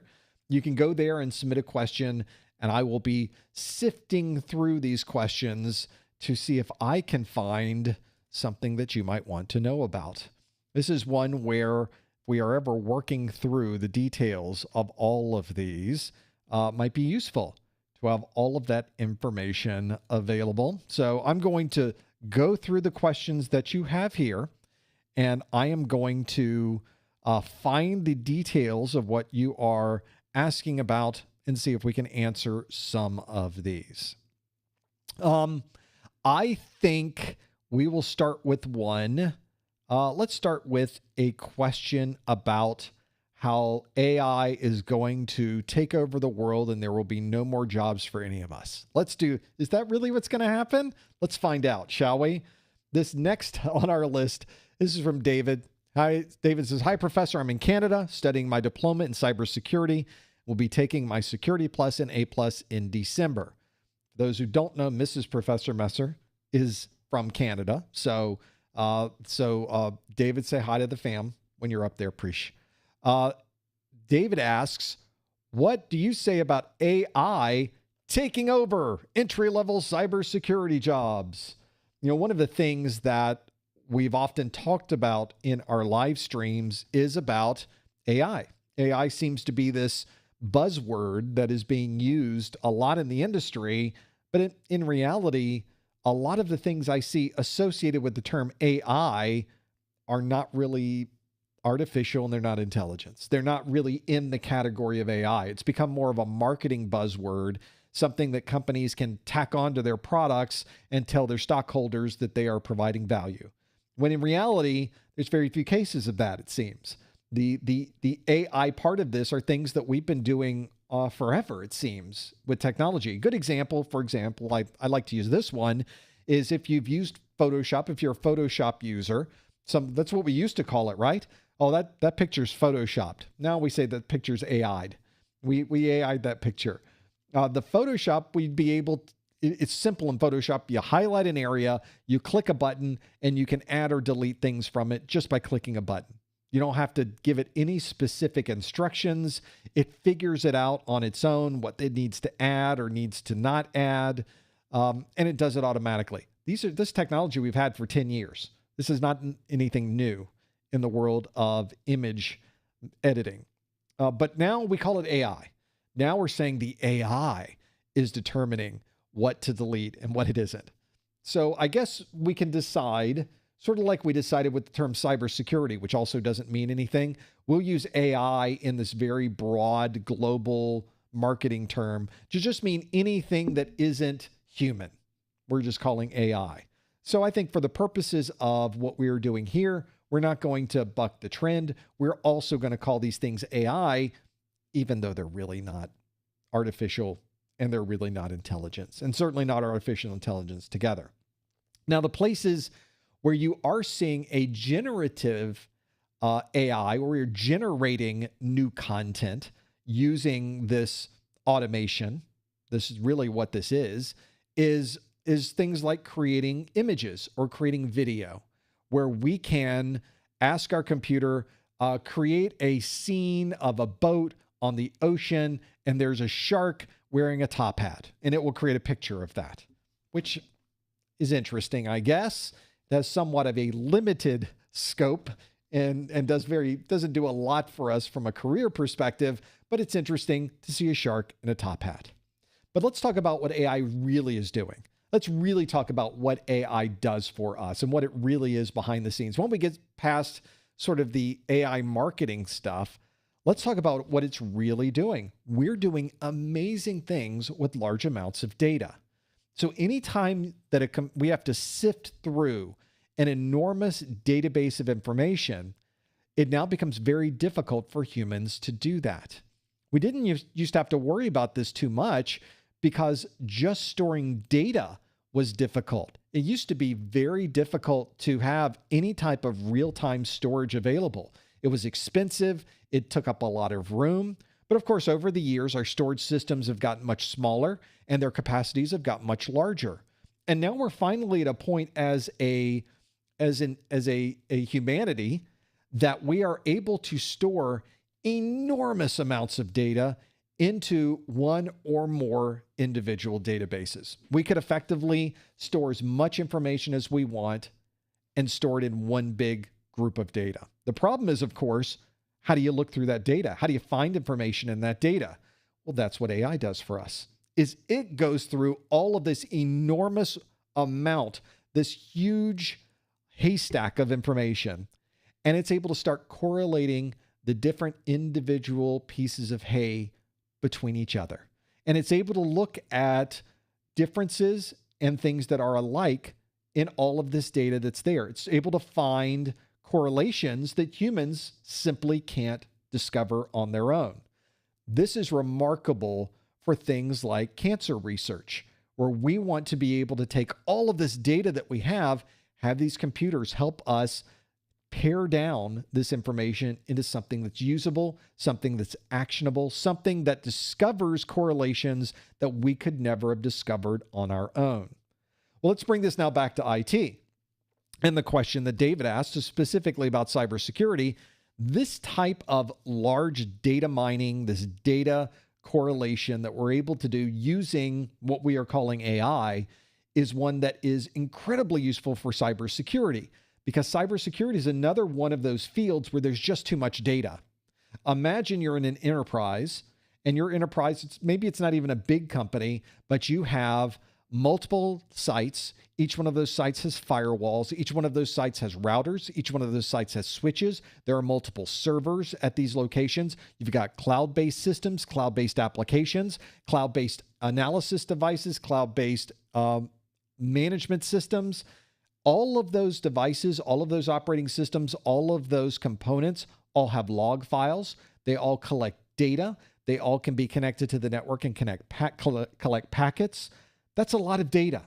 And traditionally, we have not taken all of those log files, pulled all of them back to one place because it was just too much. It was too much data to transfer. It was too much data to store. Even once we store it, we start parsing it out. After a week, we start just taking the high-level data. We get rid of the raw data, and we take a metadata of that, and we just store the metadata so that we just have more room to work with. We just don't have enough storage. But now we're finally at that point where we can now store a lot of data. And if we can store data about anything going on our network, then we can start looking for the attackers that are now hiding themselves in our network. We can have the AI start looking for things that are abnormal. It can start looking at what's normal on our network and then find the cases where something really is not quite right. And it can start correlating that between devices. It can see someone logging in on your AAA server because it has a AAA log. It can then see where that person went in your switches and routers, in your firewalls, because all of those have logs. And it brings it all back and is able to parse through it and find this information very quickly. This is one of the problems we have with attackers that are getting into these networks is they don't show up, immediately transfer data out, and now have your information. They get on your network and they stay there for months. The studies that have been done over the years have these people on our networks. Once they breach your network, they're staying there from 3 to 9 months before they are ever discovered, if even then. So they might be on your network right now. They might be on your corporate network, just sitting there, collecting data, seeing you transfer information, finding out where the important data happens to live so that they can then go after that data and then exfiltrate all that information back to their location. Or encrypt it all, have it held for ransom. Whatever they want to do with the data, they're able to do that. So this is the challenge we find ourselves in with cybersecurity. People are concerned that the parsing and correlation of all of this data means fewer jobs. Oh, no. I think back to when we first introduced tablet technology. So you've got your tablet, and on the tablets that we use, when they were first introduced, people were saying, well, computers are over. No more computers for any of us. You people that are studying for the A+, you're wasting your time because desktop computers are going away. Laptop computers are going away. We're all moving to tablets. That was what, 15 years ago? How'd that turn out? Nope, we did not leave our computers. We instead added tablets. We added these smart devices, but they all have a proper place. They all are used in different ways. And the same thing applies for AI. We are bringing in these AI technologies, but not to get rid of anything that we're currently doing. We want to add on to the capabilities that we have. Now, there might have been someone who was creating all of those different reports and being able to sift through the data the best they can. Well, now that we have way too much data and way too few people, Now we can have the computer handle that piece and instead have somebody at a higher level sift through the reports and be able to present information from the correlations that AI is doing for us. So we're not really seeing much of a purge of people in IT because of AI. If anything, we are seeing new opportunities in technology. For example, we're seeing new storage technologies. Who's going to manage all of this storage? We are seeing new technologies for AI itself, of course. So people that are on the computer science side have a lot more technology that they can present and work through. If anything, it's creating even more IT for all of us to work in. So I don't think there's any concern at this point that your entry-level positions are all going away. And as you've probably seen, if you've ever connected to anyone right now and you need to get support, you notice that a lot of companies are going with a full AI front end for support. How many people have been happy with the front end AI for support? Exactly 0% of people. There might be one. So 0.0001% of people love that AI front end. Turns out AI is not really good at that quite yet. Now, someday maybe AI will get there and it'll be able to have conversations with us and actually be intelligent. But at this point, it has not really worked out that way. So we're seeing a number of companies shift back now to, we thought we could save money and we thought we could replace people. Turns out AI is still kind of stupid. So we're not going to do that anymore. We're not going to really work through the details of that. So that's one of those examples where I don't think at this point we have to worry too much about AI stealing all our jobs, at least not in the world of IT. There may be opportunities to even create some new positions and be able to learn new technologies with this AI influx. So look at it as an opportunity. I think about the times when virtualization first hit. We started doing full-scale, large-scale virtualization in the enterprise. We started deploying all the VMware technologies everywhere. We're bringing up the ESX servers. Suddenly, there was a whole group of technologists that were doing virtualization. It became a huge technology for people to learn. This is a similar scenario where we are all now sort of, here's something new. We all need to learn as much as we can about it so that we can work with it and use it, because it would be pretty useful. Now, the people are asking in the chat room, but can you trust the results of it? No, of course not. There's AI is still very, very, needs a lot of help in the accuracy department. Even the best chat GPT-ish sort of accuracy comes in at about 70 to 80% accurate. Well, that's not very good at all. For example, I tell people all the time, do not use AI to study for your exam unless you want to be sure to take 20% of what you should know and just take it right off the top, which I don't think anybody wants to be in that position when they're studying for a certification exam. So use the tools that make sense. Don't just use a hammer because they gave you a hammer. Now, if all you have is a nail, then of course a hammer works perfect. But when we're doing our certification studies, we need some type of study materials that cover every topic, that understand every topic, and that are going to give us accurate information. And that's the real challenge right now, is sifting out the inaccuracies with what is accurate. Now, we have, of course, an AI video in the 1201 series. That's a new, or is it 1202 series? I think it's 1202.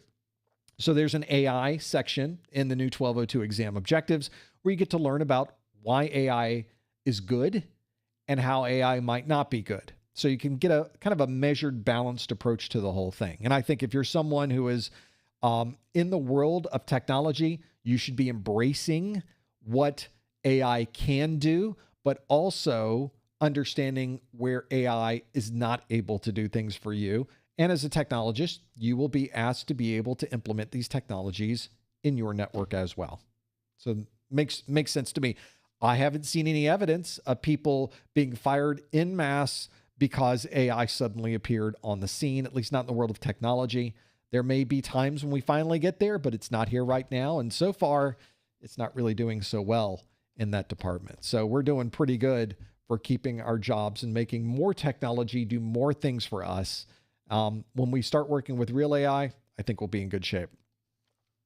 Let's now go to more questions that you have in this list. We'll keep going through all of these. So let's go through the different pieces of this and kind of break down what we have available. There's a lot of great questions that have come through this list.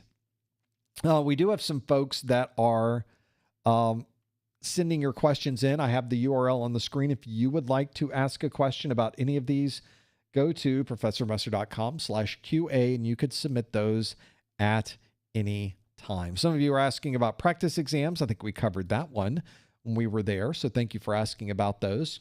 Professor Messer website, go to the main menu. You can find those practice exams for the 220-1201 in the 1201 menu. There are a number of differences between these exams. And people ask all the time, what are these differences? If we're moving from the older version of the exam to the newer version of the exam, what do we need to know? Obviously, the Core 1 exam and the Core 2 exams are all very different, and that's why I tell you to look at the exam objectives. But if you're moving from the 1101 exam, maybe you started your studies, started getting into this, and you realize, oh, wait, the 1100 series exams retire on September 25th. I'm never going to be able to pass both of these exams before September 25th. So let's start studying the 1200 series exams. But what's the difference between the two? Well, I'm glad you asked, because I have a website that we can go to learn all of those things. I wonder if I put more in here.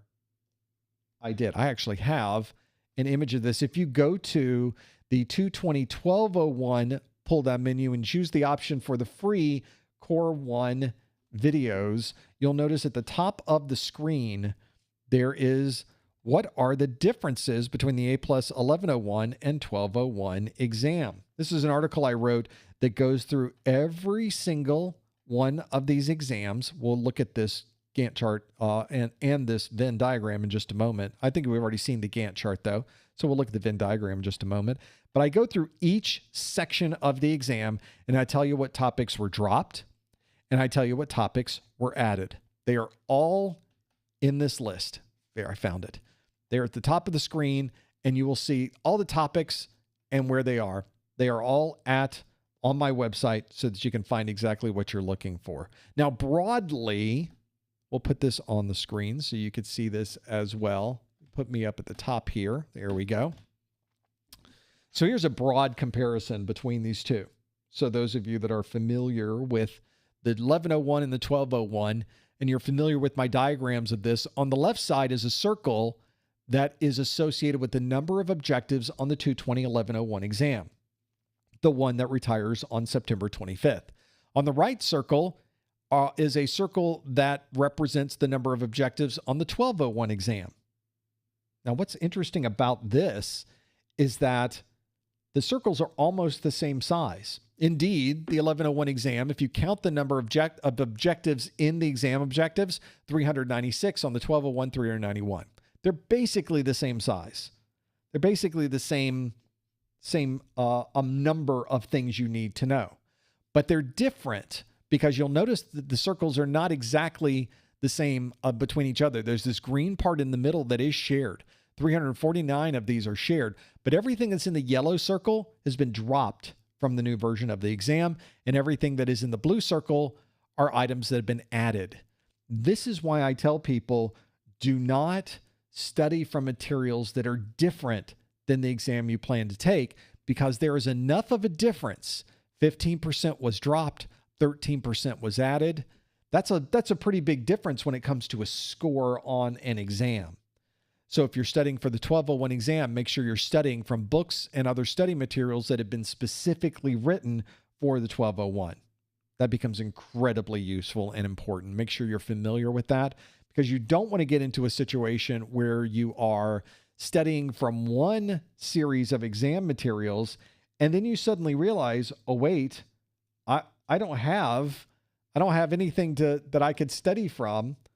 I now don't have the right materials. And then when you walk in the exam, you might be asked about things that you had no idea you were going to be asked about. And you have studied things that you will never be asked about. So a waste of time altogether. Make sure they match. Do not. Now, if you're studying for the 1101 exam, study from 1101 materials. If you're studying for the 1201 exam, study from 1201 materials. Do not mix and match. You will not be happy with the results on your exam. It will cost you points on your exam if you do that. So that can be incredibly important for knowing that. I think that's something always to consider. The details of this and the breakdown of each one of those individual categories is on my website. You'll find it. Well, it's not on that link. It is on this link. There it is. On that link, you'll find it at the Professor Messer website. It's on the top of the 1201 exam index and the top of the 1202 exam index. Always something that you can use to find the information you need.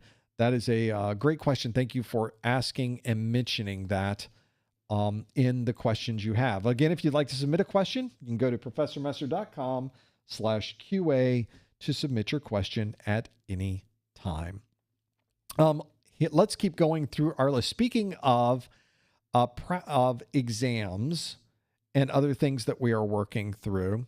Oh, first, let me address a question before we get to this next one. The question that we have about the practice exams. I mentioned that I've got the new practice exams out, but you can buy the course notes and the practice exams together at a discount. What I need to make available to you is an upgrade option if you've already previously purchased the course notes for the next 30 days. Let's make it so that you can buy the practice exams at the cheaper cost. And if you've already done that, open up a help desk ticket, let me know, and I'll take the discount and apply it back to your purchase that you may have already done. So we'll make sure for the next, we'll say the next 30 days. So September the 5th, you have a chance to upgrade into the bundle and get the discounted price. So we'll make sure that happens. I will add that to an upgrade option in your member area of the website. I'll do that right when we're done here today, just so you know it's there. And if you have a question about it, just send me a note, hit the contact us link at the top of the site, or open a help desk ticket from your member login, and I'll make sure we address that. Other questions that you have. This is a question that very similar to the things that we were talking about earlier.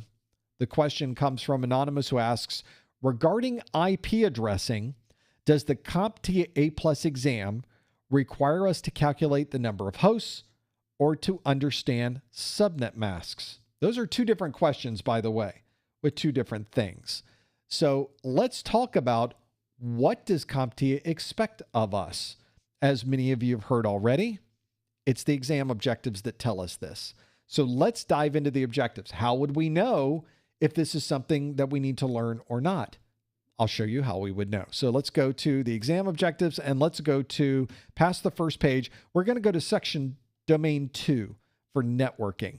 Section 2.1 is the one with all the port numbers in it. You can see the big list of port numbers. Again, you don't need to go outside the scope of these port numbers. If somebody's handing you a list of 100 port numbers and asking you to memorize it, then you're wasting your time. You only need to know these 20 or 21 port numbers and you're good. The next one on here, explain wireless networking technologies. Here's all the things we need to know about wireless technologies. Summarize services provided by networked hosts. We have all these different servers, different internet appliances, legacy systems, and Internet of Things devices. Well, so far there's no subnetting in any of that, is there? Let's keep going. Section 2.4, well, this is getting a little bit more detailed. Explain common network configuration concepts. This includes DNS and DHCP, along with VLAN and VPN. No real subnetting in there either. Let's keep going down the list. Compare and contrast common networking hardware devices, routers, switches, patch panels, firewalls, cable modems. No subnetting there either. Finally, section 2.6. Given a scenario, configure basic wired/wireless small office, home office networks.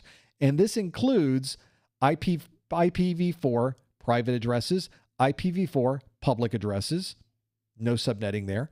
IPv6, automatic private IP addressing, or APIPA, static dynamic subnet mask, and gateway. So nothing in here is asking us to do any type of subnetting. Of course, we got section 2.7 that talks about connection types and network types. That's where our LAN, MAN, PAN, WAN, SAN, WLAN is. And then in 2.8 are networking tools. That's all the networking section for this. So the quick answer to, do we have to know how to subnet? Clearly, no, you do not. It's not listed in this anywhere. We don't have to know anything about CIDR block notation. We don't have to know anything about calculations of subnets and subnetting. We don't have to understand hosts and number of devices on a subnet. You will get all of that when you get to Network Plus. But for the A+, the focus is on how do you set up a system with the correct IP addresses. And what would you expect to see if you looked at the IP addresses on that device? What is the IP address? What is the subnet mask? What is the default gateway? Maybe also DNS details. It wants you to understand from the perspective of someone managing systems, how do you check the IP configuration and make sure that it's correct? But they're not asking you to do any subnetting. That's the network administrator's job. So they're really focusing this on how do you set up Windows, how do you set up Linux, how do you set up Mac OS with the correct IP addressing. And if you know that, that's pretty much the scope of IP addressing for the exam, along with the other topics that are on this list, which include private addresses, public addresses, API-PA addresses, what is static addressing, what is dynamic addressing, what is a subnet mask, and what is a gateway. That's it. You don't have to know anything outside of the scope of that. So I guess that's good, right? That's much better than having to understand subnetting on your exam, because that could be challenging. Let's now move to more questions on your list. Thanks for sending that question in, by the way, because it gives us all an opportunity to know, how do we know where to start and how do we know where to stop? It's all about the exam objectives. So hopefully that's giving you a perspective of this. Some people have been asking about labs for the 1201 and 1202 exams. There's not really labs for the 1201 exam because the 1201 exam doesn't have a lot of hands-on. There's no command lines we need to know, for example, for the 1201 exam. But on the 1202, we will be adding the CertMaster labs to our website soon. So check in the coming weeks. We will have a number of the CompTIA products available at a discount, which is also good too. Let's keep going through the questions that we have. I have a hard stop at the top of the hour, so I want to be sure we get through as many questions as possible. Okay, here's another great question. This comes in quite a bit. I don't want to say every question is a great question, but these are good questions. Edward asks, out of the multiple choice and performance-based questions, what matters the most? Can you guess what my answer is going to be? What matters the most is everything contained within this document. That's what matters the most, is everything that is here. So if the bullet is in here, you need to know it. If it's listed in this list of things, you need to know it. If it's not in this list, you don't need to know it for the exam. This is where I think a lot of people get off track, because you will run into study materials on the internet that are clearly stated to be for the 1201. And those 1201 materials have things like the laser printing process. Laser printing process was removed from the 1201 exam. It's not in here. If I go to hardware under printer maintenance, notice it's not even listed anymore. Only maintenance for laser printers is listed. So you don't need to know that anymore, but they keep asking you for some reason. Another one they keep asking you is the troubleshooting process. Make sure you understand and know the troubleshooting process as documented. It's not in here. They got rid of it. So a lot of people if you're familiar with the 1100 series exams, there was a lot of rote memorization in those exams. And CompTIA recognized this. People were saying there's just too many things to memorize. Another good example of this is people are memorizing 802.11a and the characteristics, 802.11b and the characteristics, which, by the way, knowing both of those wireless technologies is relatively pointless, because you will never run into an 802.11a or an 802.11b network. And if you look at the networking section under wireless, let's see if I can find all of the ones, wireless connectivity, well, we just need to know these different wireless technologies and how they work. That's it. We don't have to break down 802.11a and B and G and N and AC and A. We don't have to know any of that anymore. We don't have to know We have to understand what those things are. Oh, there are different standards that they introduce, but we don't need to understand the details of every single standard and how they break down. So that's super nice to have there. So a lot of the rote memorization that you may have become accustomed to is not there anymore. And yet I still see YouTube videos.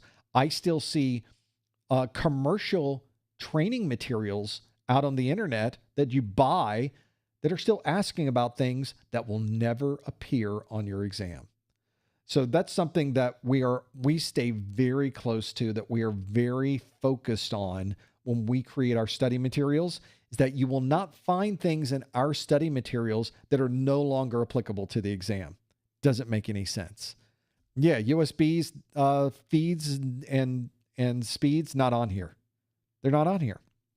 I added a little bit more just for context into our course, but a lot of those things that were rote memorization are no longer in here. Now, they did add some things, of course.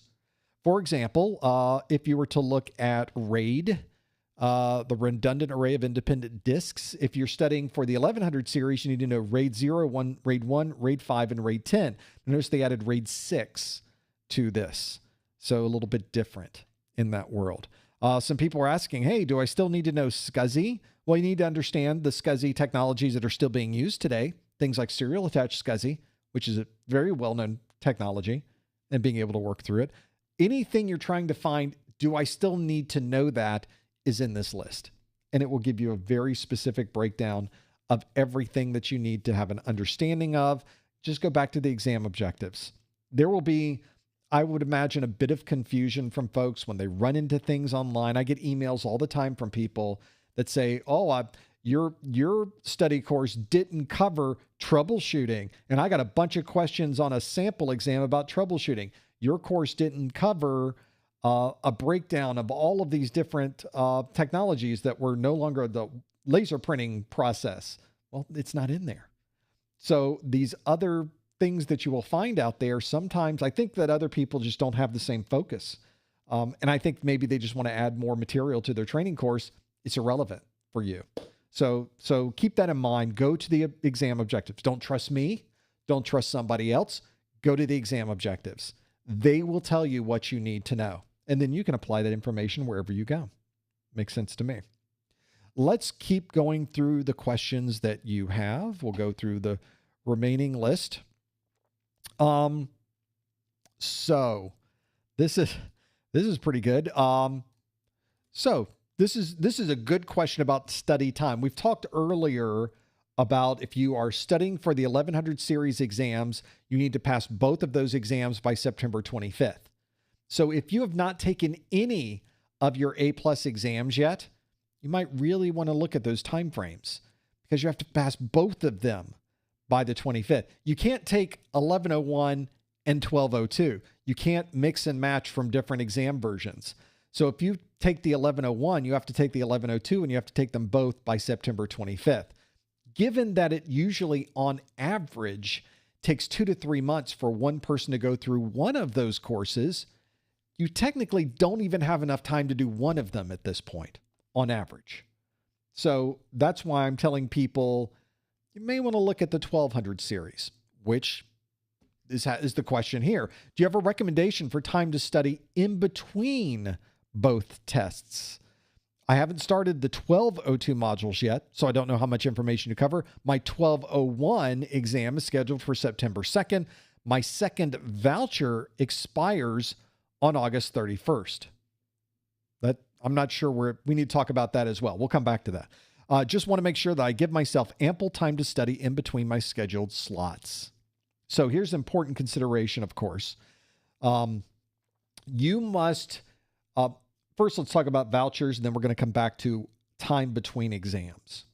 So as I've already mentioned, for your A+ exams, it on average takes 2 to 3 months for a person with no prior knowledge to study everything they need to know to pass one of those exams. That means to pass both of them, if we do the math, we have 4 to 6 months.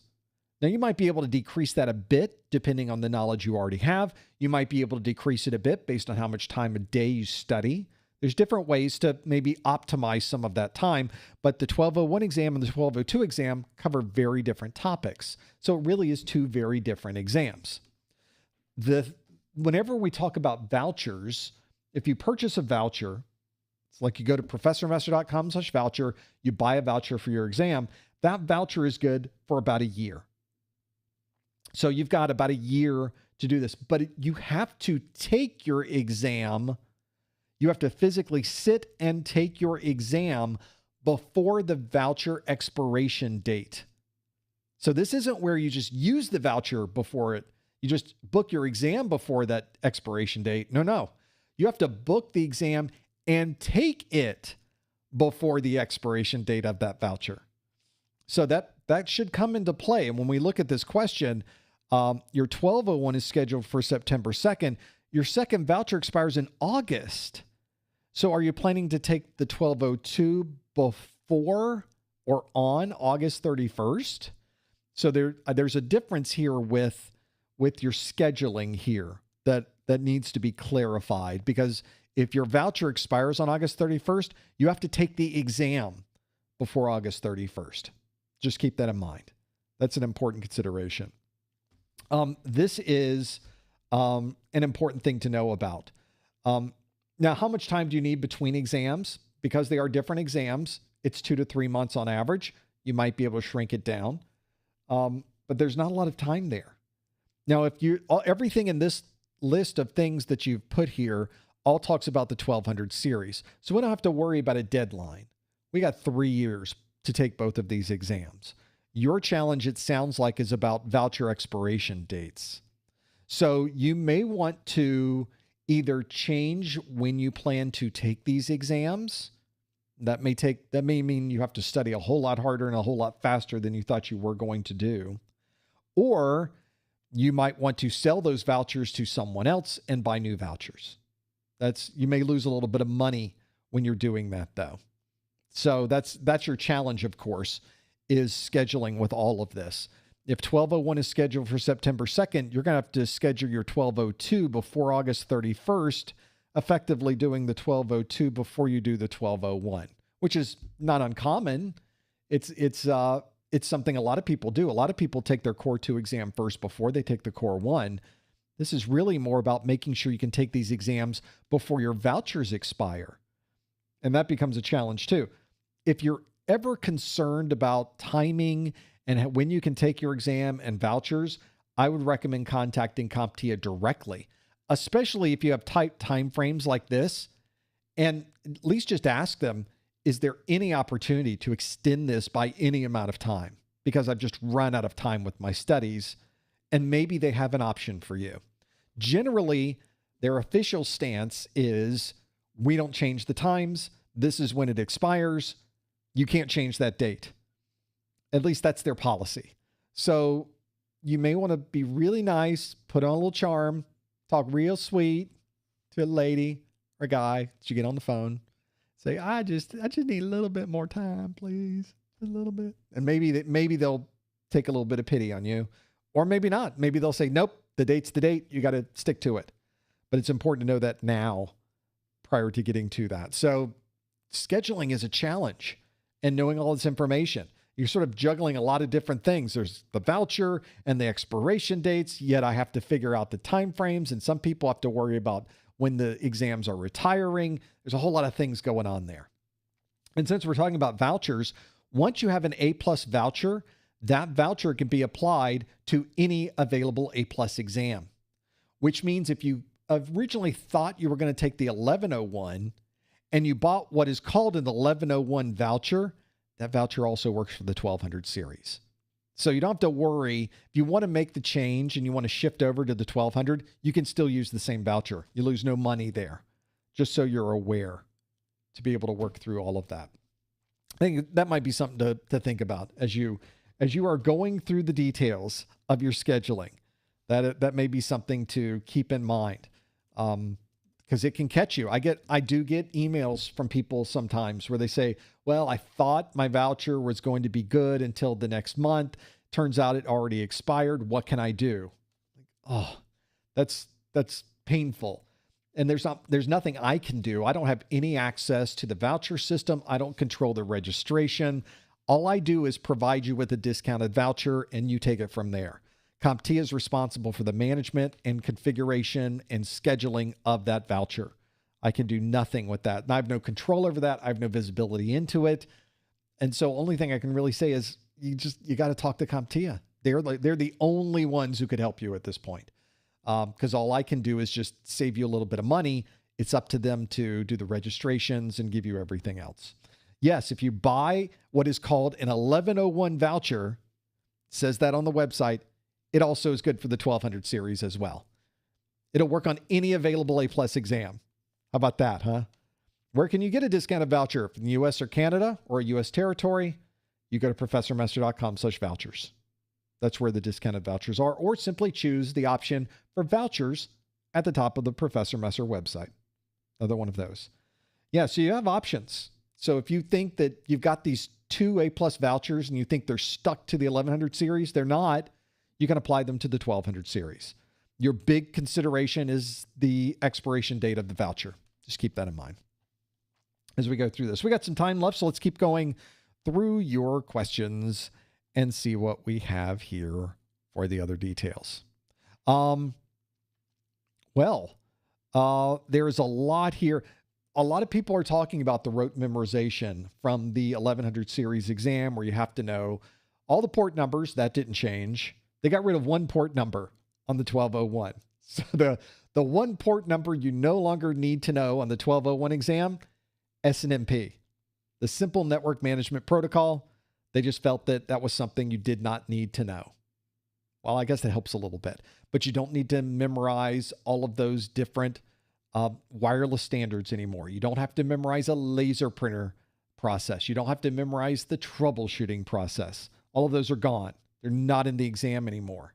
So they still are if you're on the 1100 series, and that's why I wanted to mention this, because I did get a question that talked about how do you memorize this stuff that expects you to know this. It's really a rote memorization, whatever works best for you. Some people like flashcards. Some people just like watching the videos over and over. Some people like reading it out of a book. Some people just go to Wikipedia and just get it drilled into their brain there. It's whatever you normally do to memorize something.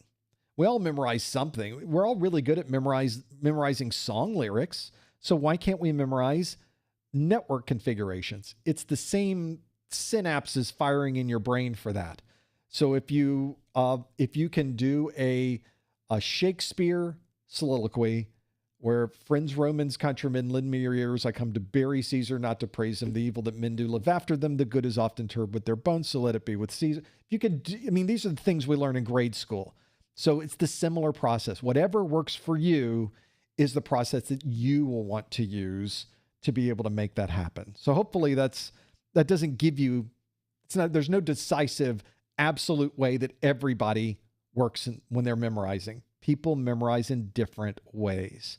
So use the way that works best for you. And if you are at that cusp where you're thinking, maybe I should go over to the 1200 series, maybe that's an option for you. All of my 1200 series training materials are out. So my course notes, all of my videos, everything's there. You don't have to wait. So just go do that. You have different ways to do this. More questions. We can fit another one in, I think. We can get there. Here we go. This is a great one to touch on from a good friend, Anonymous, who asks, I am being considered for a data center facilities operations position. Requires electrical phasing and HVAC knowledge. Any specific YouTube channels or cert bodies / exams you can recommend, please? This is not an IT question, by the way. Just so you and other people are aware, even though it says data center facilities operations, not an IT position. That's a facilities position. So you will not be working at the command line of any machines. You will not be installing Windows. You will not be going through the process of removing a virus. You will not be doing any troubleshooting of the Windows desktop. This is all about keeping the data center facility running, which makes sense that you would need to have electrical knowledge. You would need to have some HVAC knowledge. it's interesting though. There's a connection there. Obviously, we rely on electricity. We rely on the HVAC in these facilities. So it's useful from an IT perspective to have some knowledge of these things. There's one really good YouTube channel for HVAC this has nothing to do with IT. And I don't think most of you that are watching this have any interest or really need to go through the process of watching this, but I want to find the YouTube channel that I was watching. There's different things. I like watching troubleshooting. And so of course there's a YouTube channel I watch of someone who troubleshoots HVAC systems. I think probably because I spent so much time in data centers. Everywhere I went, I was in a data center when I was working with previous positions. And so I always had a fascination of how do you troubleshoot that industrial system? And the one that I go through, can I search subscriptions on YouTube? Can I please, YouTube? Probably not. The one that I go to that I have done the most, the one who really has an amazing channel, I'm just going to scroll through because he puts stuff out like every week, is an HVAC channel that I will find as I'm stalling for time here to find. I have way too many subscriptions on my YouTube, just so we're aware that I'm not really, you all are in the same place, right? There's those different channels you go to that you find yourself constantly watching. Mine lately, everybody has that YouTube channel. Like, why are you watching that? What are you doing? You know, you're watching a YouTube channel that fixes cow hooves. Like, why are you watching about cow hooves? What are you doing? Same thing with HVAC or someone finding gold at the beach. You know, something simple you can kind of put on over there and just have YouTube do it. I will find this. Send me an email, send me a text message, an email, leave a help desk message, leave a contact us link at the top of my website, and I will tell you. It is called HVACR Videos, 2 words. HVACR Videos is the HVAC channel. So I feel like I've done something today to give you a little knowledge of that. Plus, it gave you a little bit of that weird perspective into my brain and different things that I watch on YouTube, which is usually this type of thing. How do you fix an industrial HVAC system? Because I would always stand back, like I would always see the temperatures going up. I call facilities, and then they fix it, and then we're done. So I never seem to know that. Plus, it is fascinating, the troubleshooting process they go through, not unlike the troubleshooting process we go through. It's very similar. I've often said that IT is sort of it is the vocational aspect of it cannot be denied. There is an aspect to that once you learn Windows, once you learn Linux, once you learn Cisco, once you learn cloud, once you learn these technologies, you're almost like that AC repair person. You're almost paid as well as an HVAC repair person. They get paid pretty well. So it's one of those situations where the university is not teaching it. You have to get special training to know how to do this. It's sort of the world we're in with IT. I'm not sure why it's that way. I am sort of sure why it's that way, but I don't know why we haven't embraced such a well-established type of industry as information technology. Universities have kind of dismissed it. Colleges really don't cover it. Community colleges do a little bit better job of it. For some reason, we've just sort of put it into its own little corner, its own little category, and you're expected to do whatever you can to learn the things you need to know. I can't argue with that. It has allowed me to create this. So there is a benefit from my perspective. I just don't understand why we aren't approaching this differently from an educational perspective, because there's a lot to learn. There is a lot of value in learning it because these jobs pay very well. They have huge amounts of upward mobility. You are allowed a lot of different types of technologies to choose from. It's an amazing place to be. You have many more options than you have in the medical field. You have many more options than you have in the transportation field or the retail field. IT just has an amazing set of advantages associated with it. And for some reason, we are not treating it that way. It's almost a best hidden little secret that we have put away over on the job side. And I'm yelling as loudly as I can to tell people you need to get into this industry because it's amazing. And you can not only learn and be satisfied at what you do every day, but it pays really well and you can support yourself and your family and grow in this particular industry. And the more you put into it, the more you're going to have those things. I just have to keep doing that because the universities aren't doing that. The colleges aren't doing that. And yet here it is, this little gem, this little diamond of an industry that everybody knows about, but nobody really knows about it. For those of you that are in the industry and you go to a holiday dinner with your family, you go to an event with the parents and the aunts and the uncles, and they're like, what do you do again? I'm not really sure what it is that you do. Do you do the coding? They always make with their fingers. Do you do the coding? No, I don't do the coding. That's computer science. That's a different thing altogether. I'm in information technology. I think we've all kind of come up with the answer. I'm the computer guy. I do computer stuff. It's computer things. Because how are you supposed to explain? Well, I'm responsible for designing and implementing large-scale RAID arrays where we're collecting data from multiple systems to be able to correlate. What? What are you talking about? No, I'm the computer guy. I do the computer things. So that's a really good example of how that fits into the world of those things. But if you are someone you're trying to understand the scope of IT, it's enormous. And it's one of those things that once you finally get into it, do you suddenly realize, oh, wait, this is much bigger than I thought it was. This goes well beyond the scope of what I thought it was. And even better, the scope keeps increasing. Good example is AI. Now we have all of these, not just AI itself, but all the technologies behind AI are increasing that scope. And this is something that happens all the time. And it will happen to you throughout your career. If I look back to the beginnings of my career in IT started before there was a public internet, because I'm old. But I'm not that old. Things just happen very, very quickly in this world. And because they happen very, very quickly, we have to be able to adjust, to learn, to grasp, to hold on to keep up with. We have to sometimes run to keep up with all these technologies because they're coming so quick.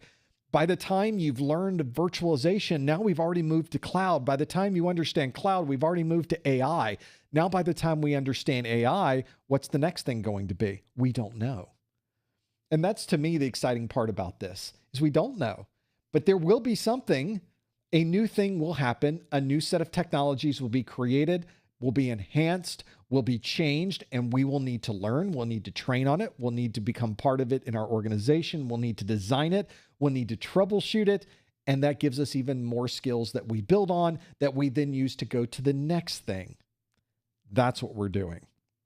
So if you're someone who is really working through the world of what do we do here? Is this worth going into? Should we really be looking into IT? Is AI a good reason not to do IT? IT is only going to get bigger. They're not shrinking the size of IT. They're not getting rid of more people just because these new technologies are here. And as soon as the next thing arrives, there's even more people we're going to need. So it is very cyclical. We do have these waves of things we do. It's not a funnel. It's a hype curve. It's a hype. What does Gartner call their hype? Is it a hype Gartner? You can tell I haven't done my Gartner stuff. The hype cycle. Gartner has a hype cycle. And if you wanted to know about the hype cycle That's something that I think would be fascinating. And you can absolutely apply this right now to AI. And I bet you can figure out where in the hype cycle we happen to be with that technology. And it's not, we've already kind of hit the top of AI. Oh, AI, it's everything. Now we're suddenly coming down the curve and thinking, that's not really what we thought it would be. That's not really as good as, I don't think this is what they said it was going to be. Well, that's exactly how most technologies work, by the way. And that's why Gartner had to create a hype cycle from it, because we do this every time. Virtualization is going to be fantastic. Well, it's okay. We suddenly figure it out and then it levels off. iPad, tablets are going to rule the world. Oh, well, it turns out it curved. Okay, it's not as much as we thought it would be. Happens every time. And that's why Gartner created the hype cycle, to be able to do that. Absolutely an important thing to consider. Well, I think that takes me past the top of the hour, but I want to thank everybody for joining us today. Oh, somebody in the chat room asked if I do any gaming. I have very little time during the day, but I kind of carve out an hour at the end of the day. I do have one of the Lenovo Steam Deck kind of systems. And I kind of get an hour of stuff. You got to take your mind off of technology every once in a while and relax a little bit. So there's different things that we do to be able to do that. And I think I bounce around. I don't have any one game. I bounce around from one thing to another. I'm never happy with any of them, it seems. So that's just the way it works for me. Be another one of those that we can work on. Thank you so much for joining us here. Make sure you are checking in with our website and being able to see what the latest things that we are providing there. Good example this weekend was adding the practice exams. And don't forget, this month is a little different than most. We're doing another live stream tomorrow. So come back for our Core 2 live stream. You'll get A+ today. You'll get A+ tomorrow. A brand new set of questions, all for the Core 2 exam. Things you've never seen before. Might be something that you learn, even working through all of the details of that. I want to thank everyone for joining us today. We love doing these live streams, and we could not do it without you. If you're watching live or you're watching on the replay, all of this goes back to help what we're doing, and we could not thank you enough. We look forward to seeing you tomorrow. Come back for our Core 2 study group. Thanks for joining us this time. We'll see you next time on the A+ study group. Thanks, everybody.